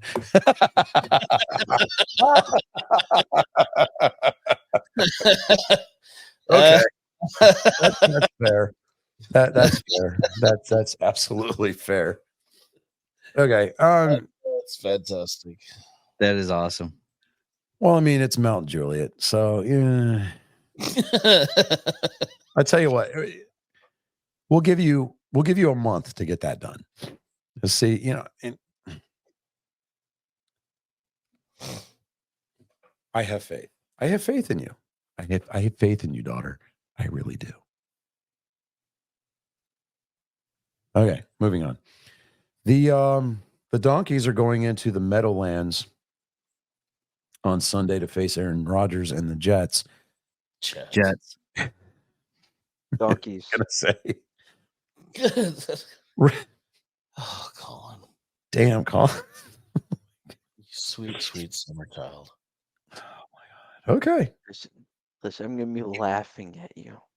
I'm gonna point at you and go, ha ha. And we're all Okay. gonna go, and we're all gonna go, oh. And when it All dead. goes the way of reality, I'm not going to say anything. To you. I'm not going to gloat. I'm just going to ask you a very simple question. Did you see the Jets score? That's all I'm going to ask you. Okay. The gloating will be implied. Yeah. It'll be gloating adjacent. Only because he'll be smiling at you. How those donkeys do.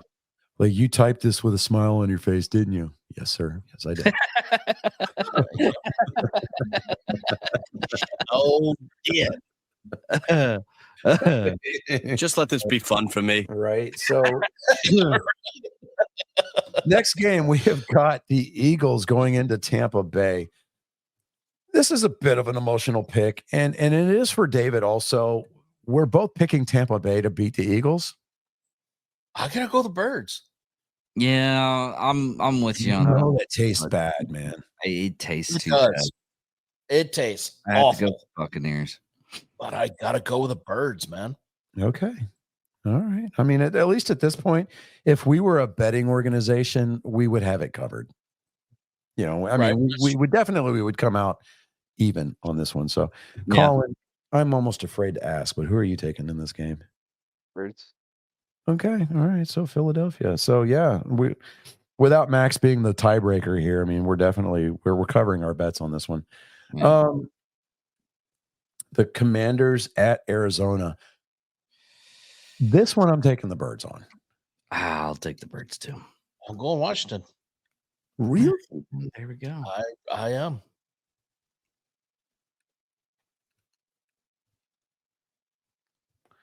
Change my mind. I want to hear your logic. Tell me. Speak the gospel, good sir. I'm okay. Listen, I'm watching them play right now and realize again, it's Cincinnati. It's not that great, but you see, in Daniels is mobile. Like I just saw him lose his footing and still get a first down. Like he flat out fell on his ass and he still got a first down. Okay. That I just see that I don't see Cardinals shutting down a mobile quarterback like that. Their defense is not strong enough to be able to shut down a mobile quarterback. They have been very good against Counterpoint. Yeah. Kyler Murray and Marvin Harrison Jr. are just as dangerous, if not more dangerous.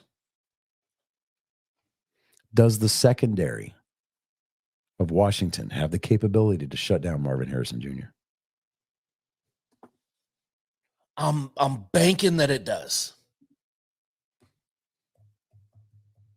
And I realize that may be a little bit hopeful.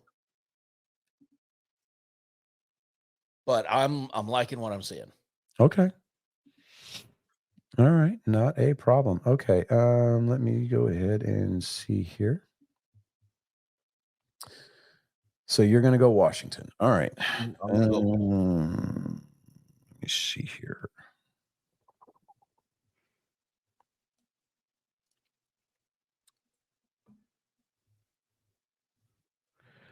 I will say this. I will say just one last point on here with the Cardinals. If the Cardinals end up winning, it will be because of their defense.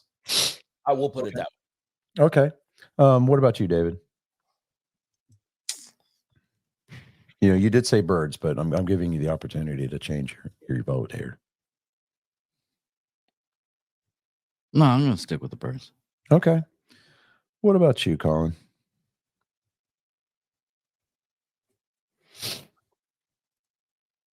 See, that this one is a little weird because never. Okay, both teams not. You know what? I'm just gonna go with Birds. I'm not Okay. gonna make this complicated. Just Birds. Okay. All right. I was gonna say I never heard of both these teams until this year, but you know. Okay. All right. This one, I have got no faith that the New England Patriots are going to right the ship No. right now, this week, probably not for the next couple of weeks. But I hate saying this, I'm taking San Francisco over New England. I agree. I totally agree with that too. The Pats have not been doing any kind of goodness this week. What about you, Colin?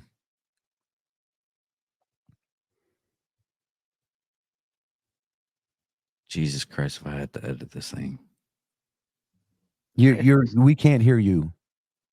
49ers. Okay. See, Okay. now I can hear you. For whatever reason, your microphone cut out. Yeah. Okay.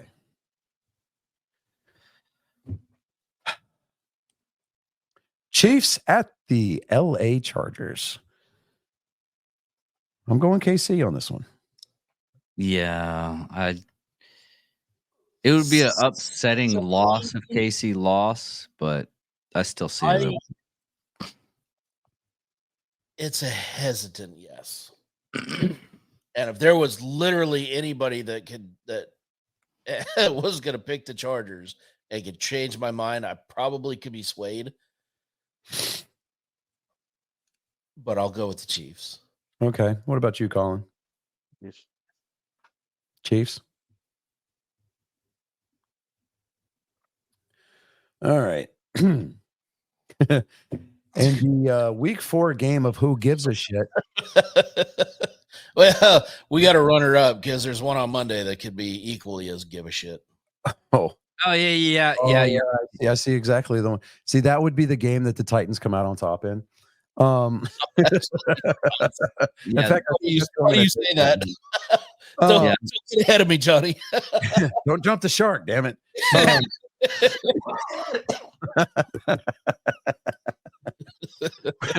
Cleveland at Las Vegas. good lord. I'm going to take Las Vegas. Does anybody have a coin I can flip? I would go with Raiders because I don't want to see the Deshaun Johnson or Watson, rather. I don't want to see him get his oil room like Diddy. So Raiders. You want to see him get diddied, but you don't want him to play the part of Diddy. I see what you're saying. Okay, I got you. And y'all guys, I feel sorry for Jacksonville right now. I mean, seriously, I feel sorry. I mean, I've seen someone. You know that scene that people keep on playing up, and you just see Batman just beating the holy crap out of something, and someone's like, "Maybe you should stop." It's like, "You want some of this? You want some of this justice?" This is what You literally just killed the guy. He's sleeping. yeah. He's taking a nap. Because that's what the Bills are doing to Jacksonville right now. The Jaguars 10, Bills 47, and they still got 4 minutes to play. Yeah. Okay, so God, I'm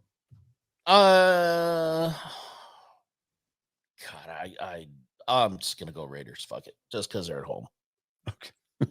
okay. What about you? Literally my only reason. Raiders. Okay. Yeah. It's just who gives a shit. Like, it's like, do I have to pick this game? Do I have to? Damn it. I don't want to like opponent. All right, so this is going to be a good game. The Bills at the Ravens. Oh man. I like the Ravens, but I gotta go with the Bills. I think so. Yeah, I was thinking that too. So yeah. It's not gonna be like curb stopping from American History X, what's happening right now. Yeah, no, you're not talking a 30-point game by any means. I think I'm gonna have to write a letter to the Jaguars and ask them if they need some, financial help. I think my point stands from last week about the Jaguars. I mean, Remind us what your point was last week. I think it was some like, who cares and who's ever heard of this team or something. Well, I mean, It was something like it was some file. That. So it was a hot take. I got you. Who you taking on this game? You taking the Bills? Yeah, but you know what? I think that the Bills are going to massacre the Ravens. I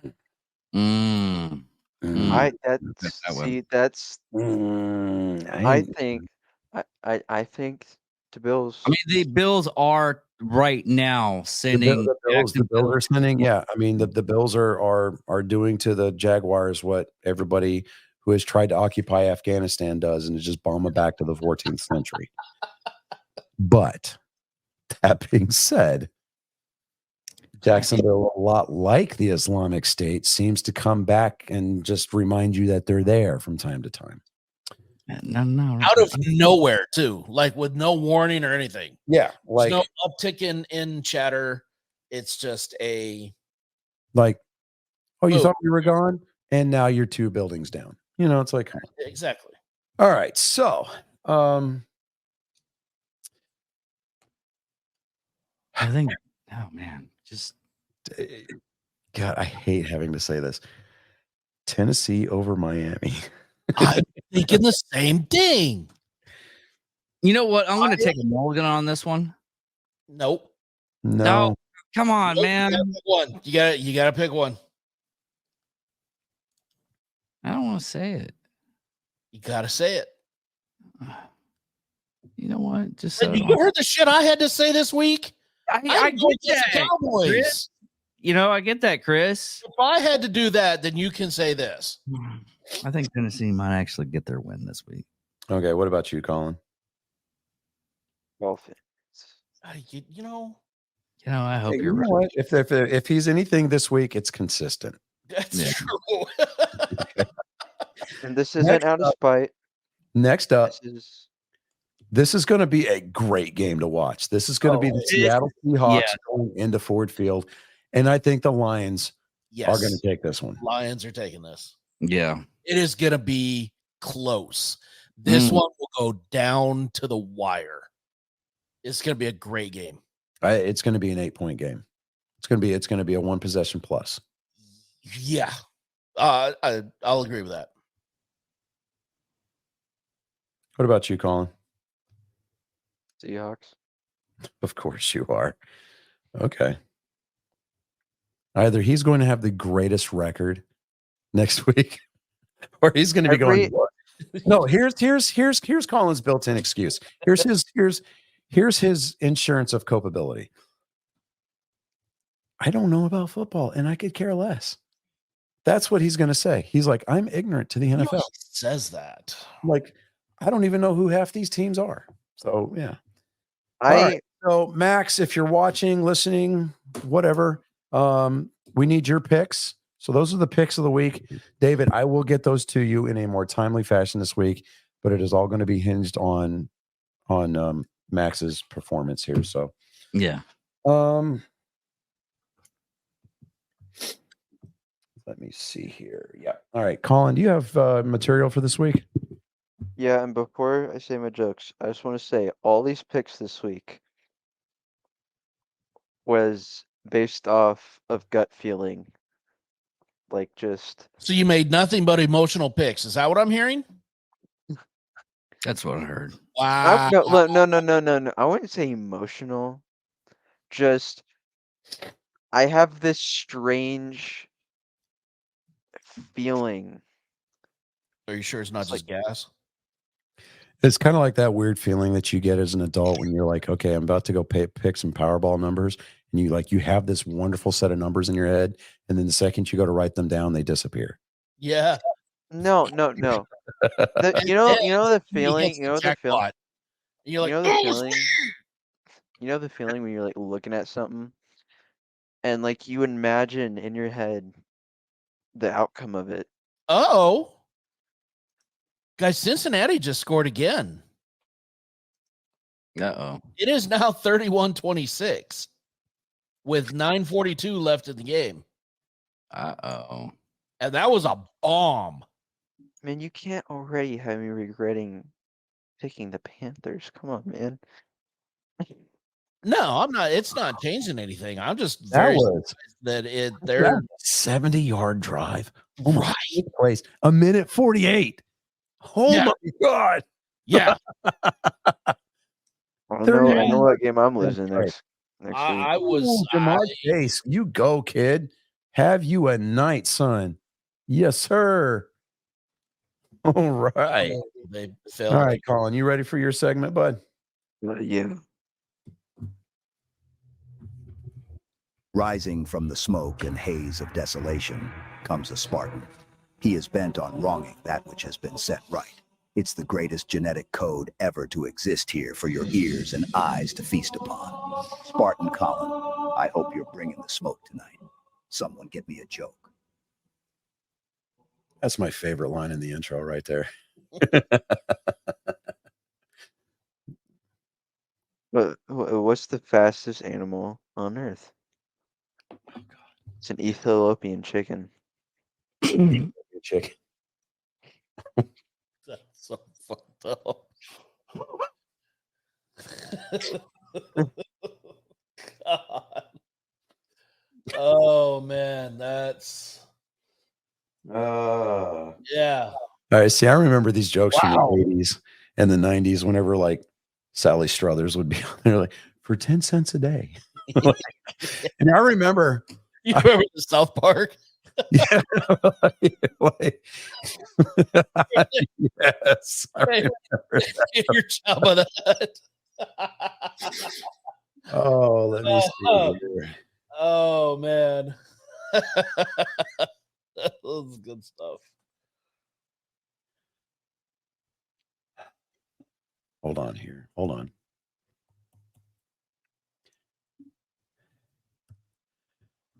Did you see the edit that I made? Because I think that that's the way that it should have read. What? I was talking to Colin. He's sharing a joke pre-tell with me here. He's No, it's why aren't they?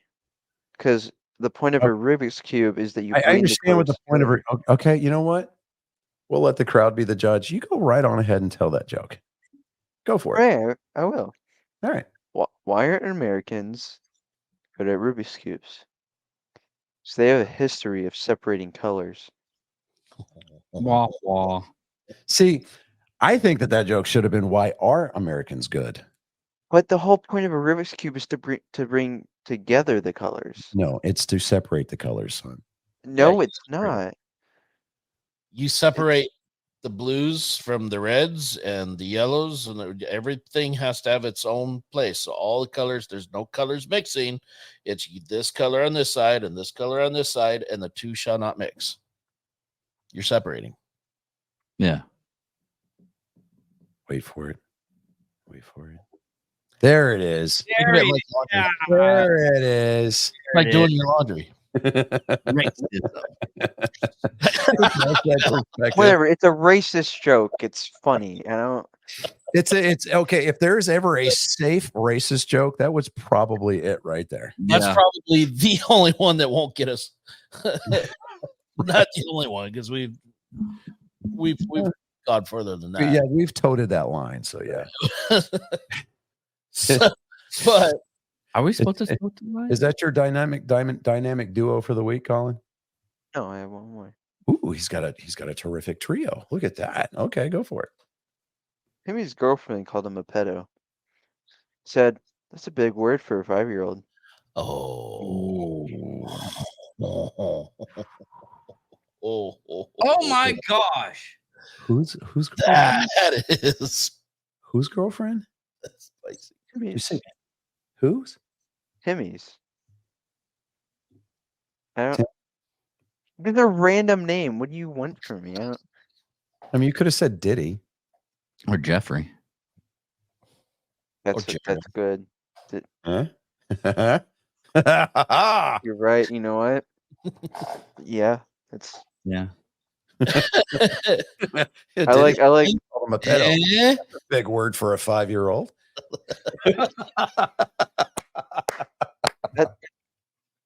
Look at me. Bring helping. Oh man. Okay. What are you going on about, David? The Bills just kneeled the last of the play. They have 40 seconds left. They could have sent the Jaguars to the woman's home. That's all. It's done. Beating 47-10. When was the last time the Jaguars made it to the Super Bowl? Never. Actually, No. Never made it. They've never been. Nope. Yeah. That explains a Funny lot. enough, the Panthers went their inaugural season. Yeah. You're right. They did. Yeah. That explains a lot. Yeah. And by the way, the Falcons did make it to the Super Bowl, and Yes, that was the year that they had a 26-3 lead over Tom Brady and the Falcons, and decided to coast. It is single-handedly the reason why I think Matt Ryan is in the booth instead of still playing football. like he watched this grown-ass man just rip the life out of him for a 6th Super Bowl ring. You do not come back from that. No, don't at all. There is no recovering from that. It's rough. Oh my God. I mean, people left the stadium. And that Super Bowl took place at NRG down the road. Yeah. Right. I remember that because I've got a relative that lives in Houston, and a very distant relative, but still, I remember here, I was looking at Facebook, like just to see all the comments, right? And she was going off. Tom Brady's cheating. And I'm like, what? And I mean, all I had to do was just laugh, react. That's the only thing I could do because you can't say anything nice, don't say anything at all. I mean, I just chose to laugh at her responses because I'm just like, you're reaching and it's embarrassing. I'm just like, if there's one person, like they couldn't even prove, I mean, like the whole Deflategate thing. Yeah. The NFL got caught with their pants down on that one because they were the ones that doctored the balls. And it was funny because not only did they break the chain of custody on the evidence that they were supposedly finding, but if you look at the stats from the first half when the balls were underinflated versus when the balls were reinflated to regulation, Tom Brady's stats got better in the second half. Exactly. Yeah. So I'm like, oh, come on, you've got to be better than that. Yeah, if he's cheating by deflating the balls, then that's Yeah, right. He did it to make it more dramatic. That's what it was. Yeah, sure. Yeah, yes, exactly. That's what it was. That's exactly what it was. You wanted All to right. give your team an edge. So, and we're not talking about the good kind of edge. All right. You mean like her yoga instructor? Slipping out through the fog of war, That's her this jiu-jitsu Spartan instructor. continues the fight. Your souls have become collateral damage in the battle against the flood of moral supremacy. Leave your expectations at the door on your way out and marvel before the pillar of tactical prowess. Ladies and gentlemen, angry faithful of all ages, this has been Joke Time with Colin. Yeah, the roast of Tom Brady, I remember it was like, I think it was Nikki Glaser. She was like, Tom, you think maybe you should have done your homework on this one? I mean, her jujitsu instructor, I mean, he's probably the only man on the planet that can kick your ass while he's eating hers. And I was like, Look at That you was just look at Tom pretty Brady. good. And and it was funny because you remember we were doing some stories on that for the first couple of weeks afterwards, where Yeah. like she was pissed, like, you made me look bad in front of the kids. And I mean, he specifically went out of his way to tell the panel, don't make jokes about Giselle and don't make jokes about Robert Kraft. Right. And I think Kevin Hart actually made a Robert Kraft joke about a massage parlor and a happy ending. And as Kevin Hart was walking back to his seat, Tom Brady looked at him and said, I'm going to whoop your fucking ass. No, it wasn't Kevin Smith. No, Or it wasn't. Or, no, not Kevin Hart. It was it was Kill Tony. yeah, Kill Tony. That's right. You're right. Because these don't give no fucks. I think he could take it. Yeah, so- Tony Hinchcliffe has a lot of people backing him up. I know that much. No, I mean physically, I think he could take him. Yeah. So it's 3rd and 12 at the Cincinnati 47. 4th and 4. Oh, is it 4th and 4? Yeah. I'm trying to get I'm not streaming the game live right now because I don't want that volume coming through. I have it on. I just have it on mute. And then we get a letter from the NFL. You don't Yeah. No, I have it on the TV. I have it on mute. Yeah. Apparently the Olympics are a lot harsher than the NFL. Bastard. And I'm Don't right even- over- and Don't I'm even right- mention the word. Don't even mention the Oli word because First down. for Washington. Yeah. They just got it. Okay. Like decisively too. It was like a 12-yard throw. Oh wow. Okay. So the Cincinnati defense might be our demise tonight. I'm saying. So in the world of NASCAR racing, I'm sorry. Who's mice? Our? Who's our? You have a mice in your pocket? Yeah, a mouse in your pocket? I think a Meese. Oh yes, because you picked Washington. If That's right. I'm correct. Oh please, sir, pour out your forgiveness upon my ignorant shoulders. Listen, I'm Shut up. Oh, shut taking my up. wins wherever I can, and I am going to milk it for all that I can because it happens so rarely. Just let this be fun for me.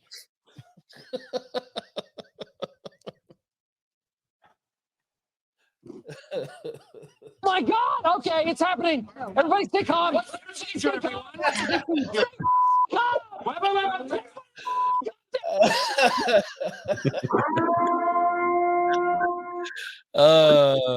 Act like you've been there before.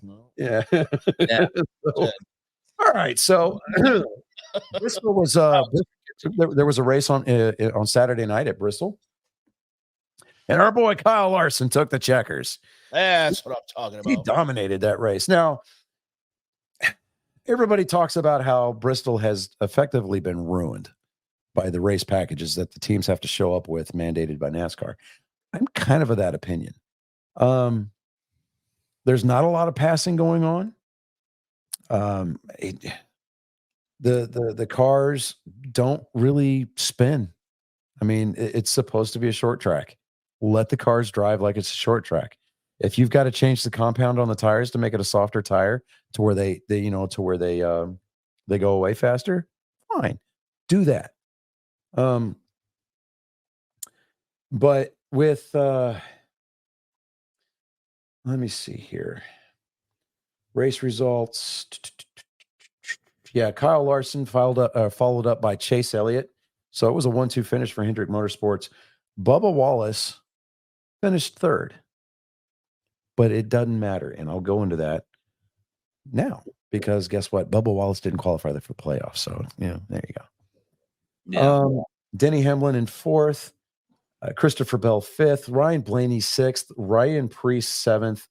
Chase Briscoe finished eighth. Alex Bowman finished ninth.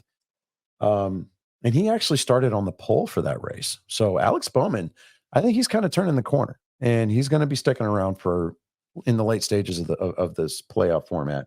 Ross Chastain finished 10th. Michael McDowell 11th. Noah Gragson brought it home 12th. Austin Cindric 13th. Chris Buescher 14th.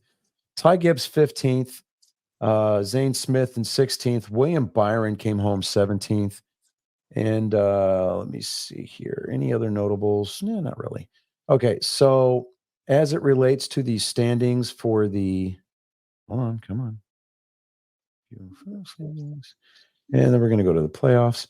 Right now, the top 8 drivers are Kyle Larson, and this is in order. Kyle Larson, Christopher Bell, Tyler Reddick, William Byron, Ryan Blaney, Denny Hamlin, Chase Elliott, and Joey Logano. Those are the top 8 drivers. Now, on the bubble, you have Austin Cindric, Daniel Suarez, Alex Bowman, and Chase Briscoe. So as of right now, all 4 Hendrick Motorsports drivers are still in the playoffs. That's amazing. Now, there were 4 drivers that did get eliminated. Let me see if I can go back to the. What would happen if the entirety of Hendrick's Motorsports actually made it to the final 4? Yeah. Then somebody from Hendrick Motorsports is winning the cup. Well, no, I gathered that, but you think they're going to pick and choose who? No.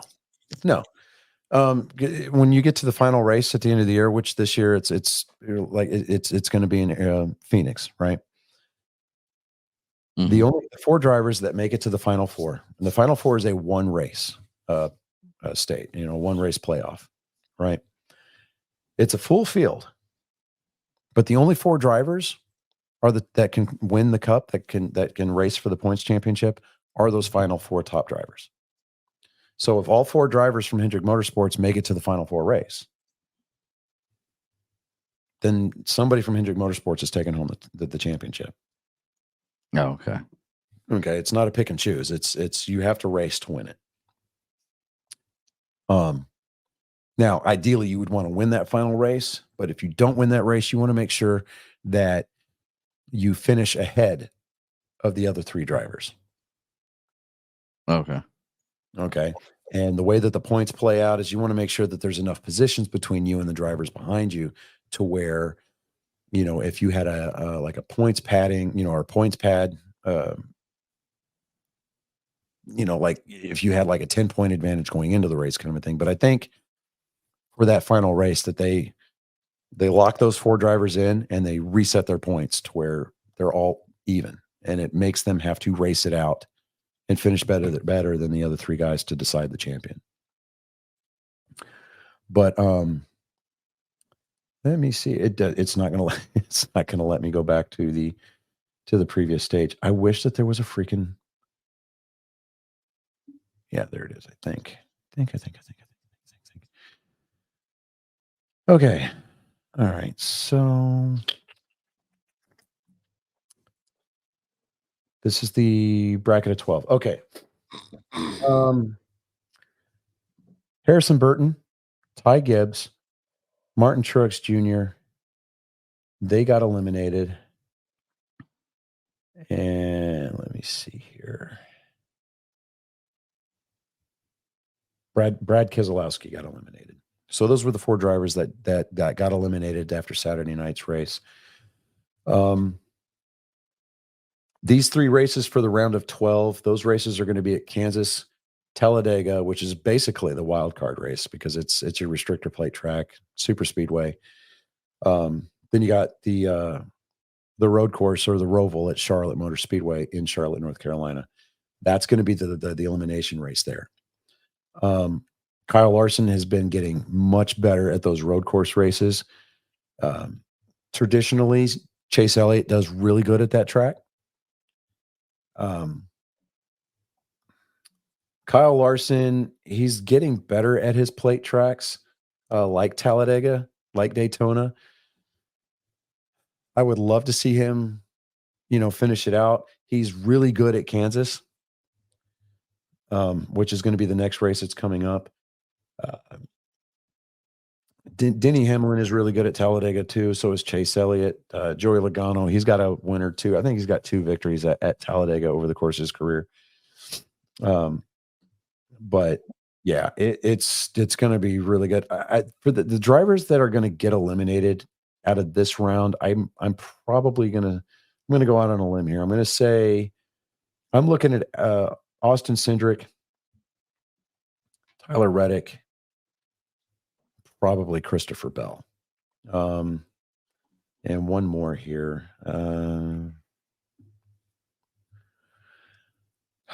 And this is an emotional pick for me. I want Denny Hamlin out. Just because I want another year. I want to go another year having to listen to Denny Hamlin's fans talk about how he's the greatest champion without a cup. It's like I want that tweet that he put out, Denny Hamlin, at the end of the regular season as a team owner. He finally got him a championship. He's finally won a championship in parentheses as an owner. Because Tyler Reddick got the regular season championship. I want that to be not only a funny, like little, hey, I'm just being sarcastic. I want that to be ironic. I want to give Denny Hamlin the Alanis Morissette trophy for the year. And that's what I'm going to call it. I'm going to die on that hill. The irony trophy of the year is now going to be the Alanis Morissette trophy of the year. And for those of you who know, you know. But the next race, like I said, it's going to be at Kansas Speedway. It is going to be the Hollywood Casino 400 presented by ESPN Bet. And they wonder why we've got betting problems in professional sports these days. No idea. I don't know what you're talking now P. Rose is still autographing baseballs. I'm sorry, I bet on baseball. Just let the man in, for crying out loud. I'm going to die on that hill. And don't let it be a posthumous honor. Don't let him into the Baseball Hall of Fame after he's dead. Don't make his family accept that honor. Let that man present his own plaque, for crying out loud. It's going to be at Kansas Speedway. It's going to be on USA. It's also going to be on the MRN Motor Racing Network. And it's going to be on Sirius XM NASCAR Channel 90 or your Sirius XM app on your mobile device or your phones. It's going to be this coming Sunday. It's going to be a 2:00 Central green flag, or at least that's when the coverage is going to start. It's going to be a really good race because Kansas has been producing some really good races here lately. The racing surface has aged well. It rubbers in really quickly, and the tires take to it like crazy. It allows for a lot of really great passes in the corners. And it's one of those tracks where you see guys coming out of turn 4, they dive down onto the apron coming down through the front stretch. And that's just because that racetrack allows for that type of racing. And it's actually really good to watch. I mean, it's really fun to watch. I think Kyle Larson's going to, if he doesn't pick up the win next Sunday, I think he's going to finish top 5. He's going to have a good round this round. I really do. I think so. The only wild card, like I said, is going to be Talladega coming up on October 6th. And that's just because, I mean, it doesn't matter where you are in the field. It's not a question of if the big one occurs. It's a question of when the big one occurs. And I mean, it really, they say that the safest place to be at Talladega or Daytona is up front. That's not necessarily true. I mean, somebody up front could take, maybe the person behind you could push wrong and spin you out coming through going through a turn. You could hang out in the back all day, wait for the big one to occur and just drive through it. And you could lose the draft. You could lose the lead draft and you'd be laps down and your race is effectively over at that point. It is the wild card race. And I mean, it's really anybody's game at that point. But Chase Elliott has done historically really well at Talladega. But yeah, this is going to be an exciting round to watch. So moving on to nerd news. So last week, I remember I asked you guys, kind of a consensus of what to do with my Nintendo Switch, trade it in, do I get a PS5? Do I not? And I decided I'm going to pull the trigger on it and I'm going to get that PS5. Now, Sony did announce that they were going to come out with a 30th anniversary edition of the PS5, and it looks a lot like the original PlayStation. It's actually kind of sexy, right? They're only going to make 12,300 of these. And they're going to be serial numbered. Now, pre-orders went live on PlayStation Direct this past Saturday. Physical stores may or may not get a pre-order launch. And if they do, it will be on October 1st. I'm still trying to find out as to whether or not GameStop's going to do it. Because if they do, great. I'll go ahead and place my pre-order. Now they are doing the PlayStation or the PS5 Pro, which I'm not spending $700 on a PlayStation that doesn't have a disk drive to only have marginally better performance. But it has ray tracing. Who cares? I mean, if agree. Well, the sunlight's going to reflect better off the water. Shut up. Just go throw a freaking line in the water, you pud. Go fishing. Put down the controller. I mean, now the PS5 Slim, that's going to be the 30th anniversary edition, is going to be a digital edition, but it's going to come with a shell. It's going to come with an extra shell piece that's going to allow you to buy the optional disk drive for the $79.99 price tag that PlayStation put on it. But I think at that point, am I still spending more than $500? Sure. But if I can get my hands on one of those PS5 30th anniversary editions, I like to hang on to my boxes and all the crap that comes with it. When I get tired of that console, I'll just put a factory reset on it, make sure it's updated, put it back in the box, and I'll put it on eBay, and I will make 3 times what I paid for it. Right. Easily. So, but that's kind of where my headspace is at. If I can't get my hands on one of those 30th anniversaries, fuck it, whatever. I'll just get a regular PS5 Slim with the disc edition on it. So, and that's just because, anymore nowadays, it's like if you want to play some of the really cool, PlayStation exclusives, which, by the way, because Sony's dropping the ball on a lot of things here lately, including the PS5 Pro, they don't have a lot of exclusives in the pipe right now that people are just excited about. I know that true. There was only like what 2 last year. Yeah, and I think they've got a direct this weekend coming up. It's Sony's making me mad at this point. It's okay. Astrobot, the game Astrobot came out. Yeah. Everybody loved it. A lot of great crossovers. Great game. I haven't played it, but I've seen stuff about it. That was the first time we got anything Bloodborne related in, God, I don't know how long. And what Sony decided to do, they were like, you know what? We're gonna up the graphics on Horizon Zero Dawn. That's our next big thing. They're just remastering Horizon. Okay, wow. Okay. Which, in my opinion, is a very overrated exclusive that they have. Tread carefully, my friend. Okay, number one. Okay, here we go. I think it's a pretty decent game. I like the story. I like the idea of it. There's some stuff where I think it's a little repetitive. Yeah. I disagree. And this made me mad because I went through the entire game and the final boss. When you beat it, what happens? Don't spoil it because I haven't finished the game, so No, be very careful. no, yeah. It reloads you from your last save. You get no. It tells you that it's going to do that. It's not a surprise. Yeah, I know. But So you have plenty of time to go do. If there's anything else you want to do, you go do it, and then you do the final boss, and you go back, and it has New Game Plus. True, but I feel like with a game like that, you could give me something, some kind of. But there's a reason why they had to do that. There's story reasons for why they had to do it that way.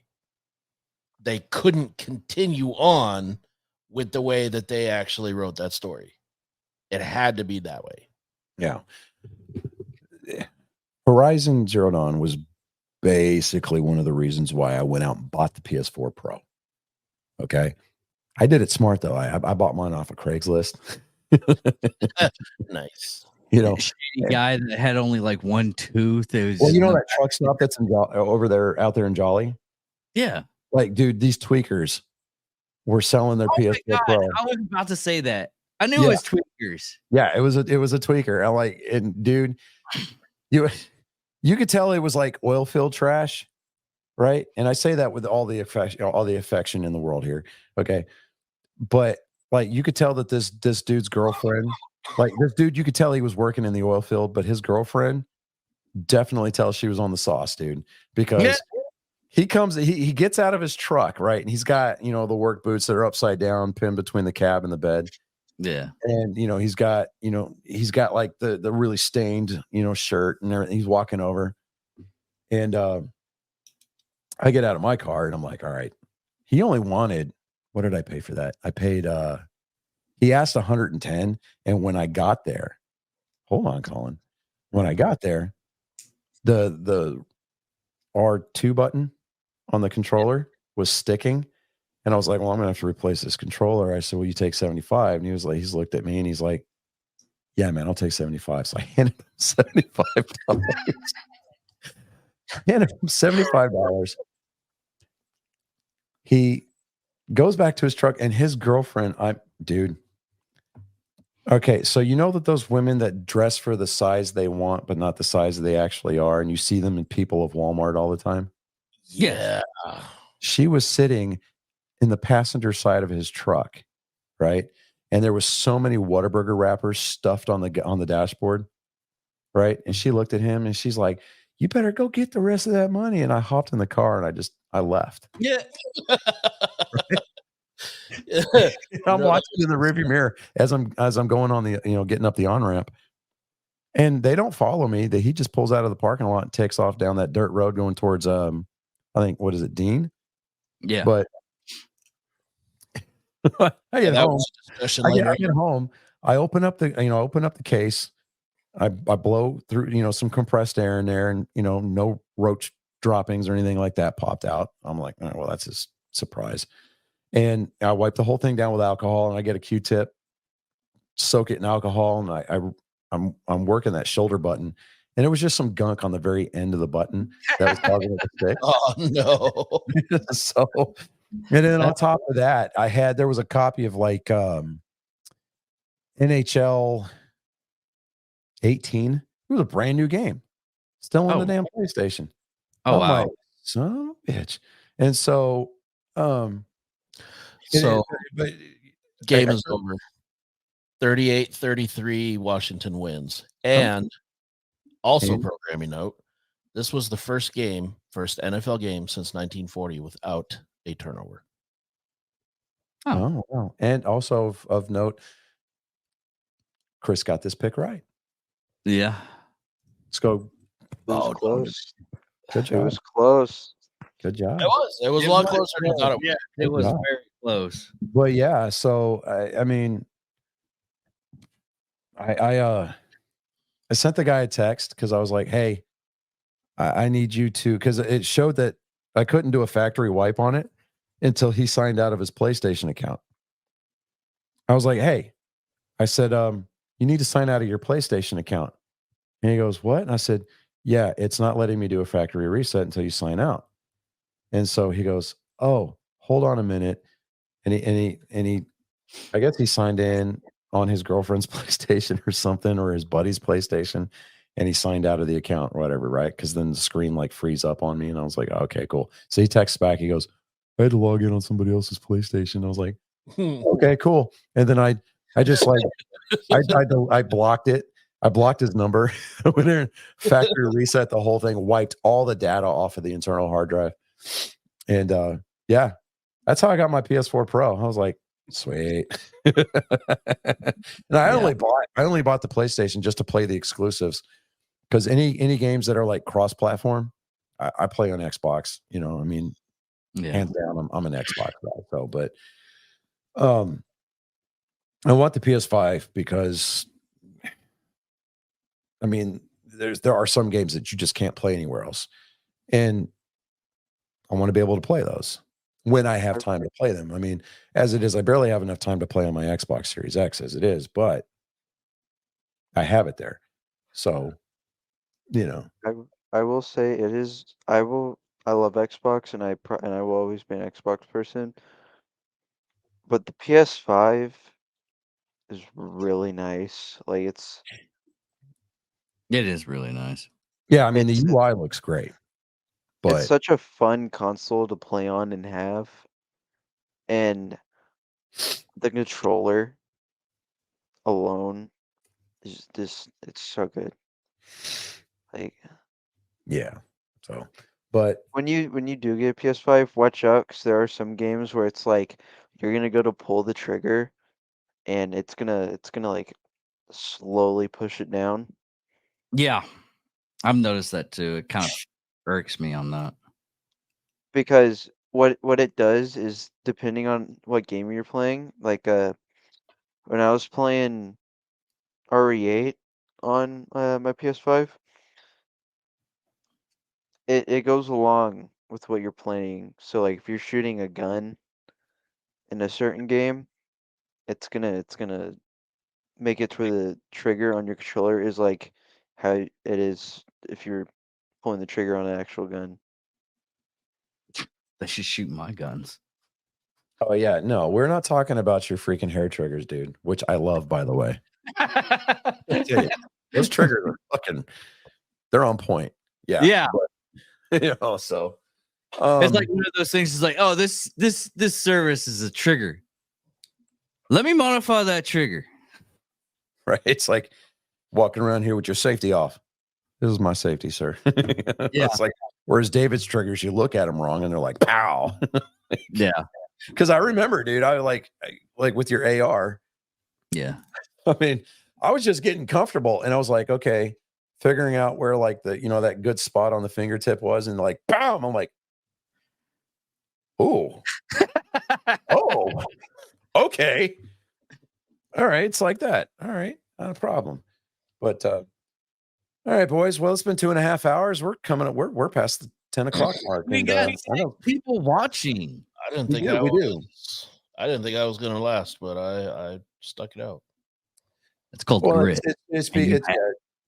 Yeah, I mean, it's Moxie, dude. And plus the fact that you had to have the opportunity to rub it in whenever Washington sealed up that win. Very true. Yeah. It's one more thing to hate the Commanders about. So, there's that. I was really hoping because Bengals had the ball last Yeah. that they were going to somehow. They were close. There were a couple of those catches were very close. I was Mhm. hoping that like they would pull through. Yeah. Okay. All right.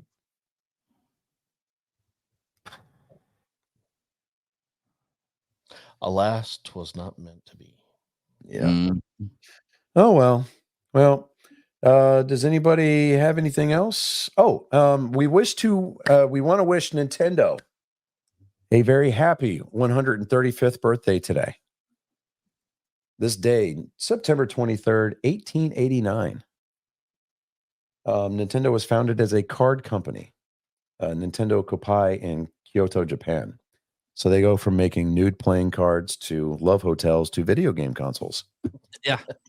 Yeah. And if you play Pokemon, you would get that reference. Right. So let me see here. No. I'm scrolling through X right now, just trying to see. On Twitter, like Yeah, it's Twitter. I know. Shut up. Let me see here.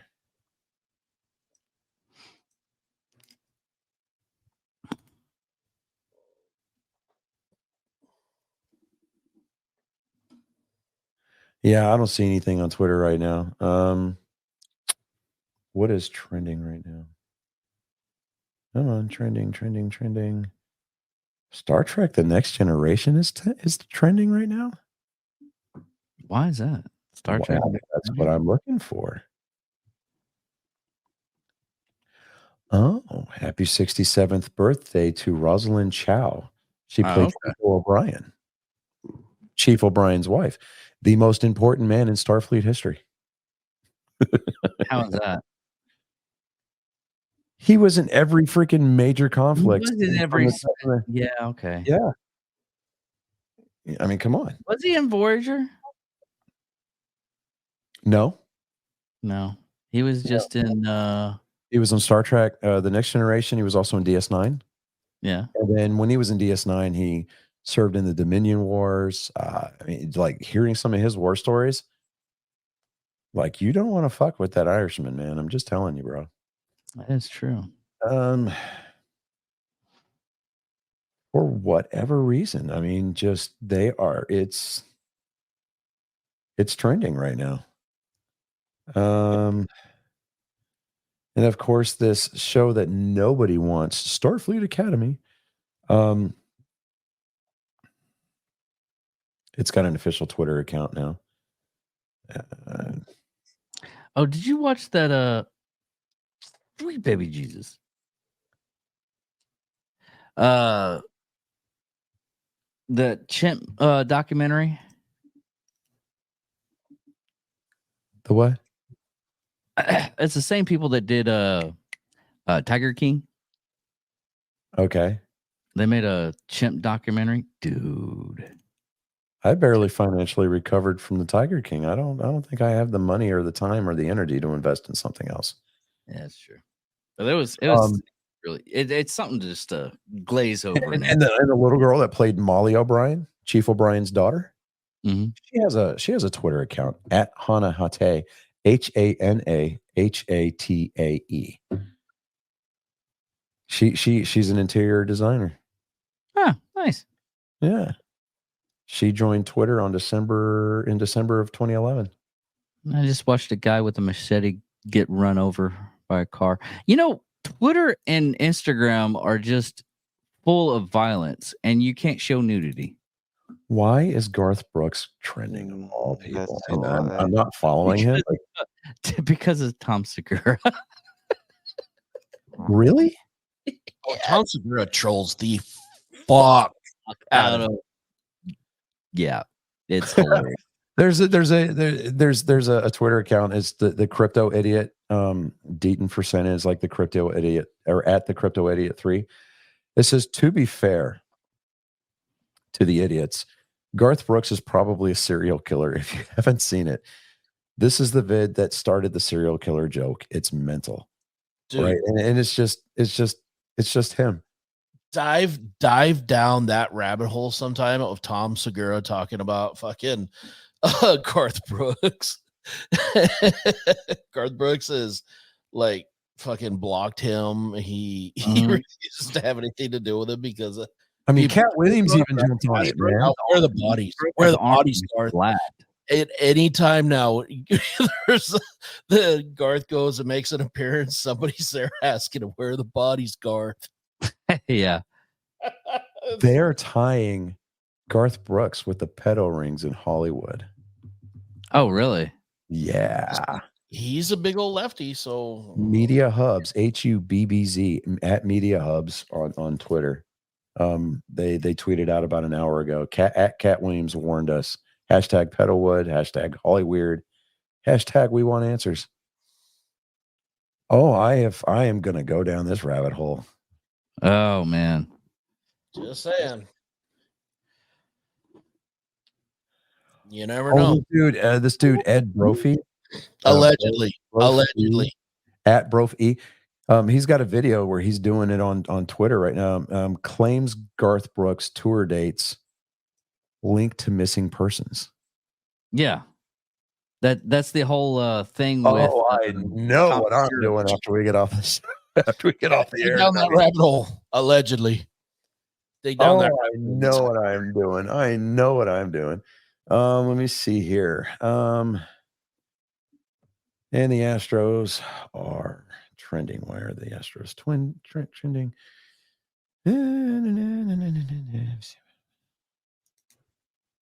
Let me see here. All right, guys. We're almost 3 Oh, hours. in. Jason Hayward. I get All right. I gotta Jason Hayward just did something. Hey, Johnny, Yeah. let's wrap this up real quick. Yeah, you're right. You're right. All right, everybody. Thanks for participating. We just went down that whole thing. Yeah. Yes. So this has been episode 179. Everybody, we appreciate it. Yeah, I mean, we 2 hours and 45 minutes almost now. It was fun tonight. Yeah. A little humbling, but yeah, it was fun tonight. Astros are losing right now 6-1, and actually they lost 6-1 tonight. Anyways, so that's not a 4-game lead. Anyway, you have been indentured. You have become privy. And you know, I can't find my thing here. So, but I'm Johnny Skelton. Lord I'm Johnny David Skelton. I'm Chris Jacka. Colin Skellen. And in the immortal words of the lesbian pirate Salty Lips, scissor me timbers. Arr. Arr,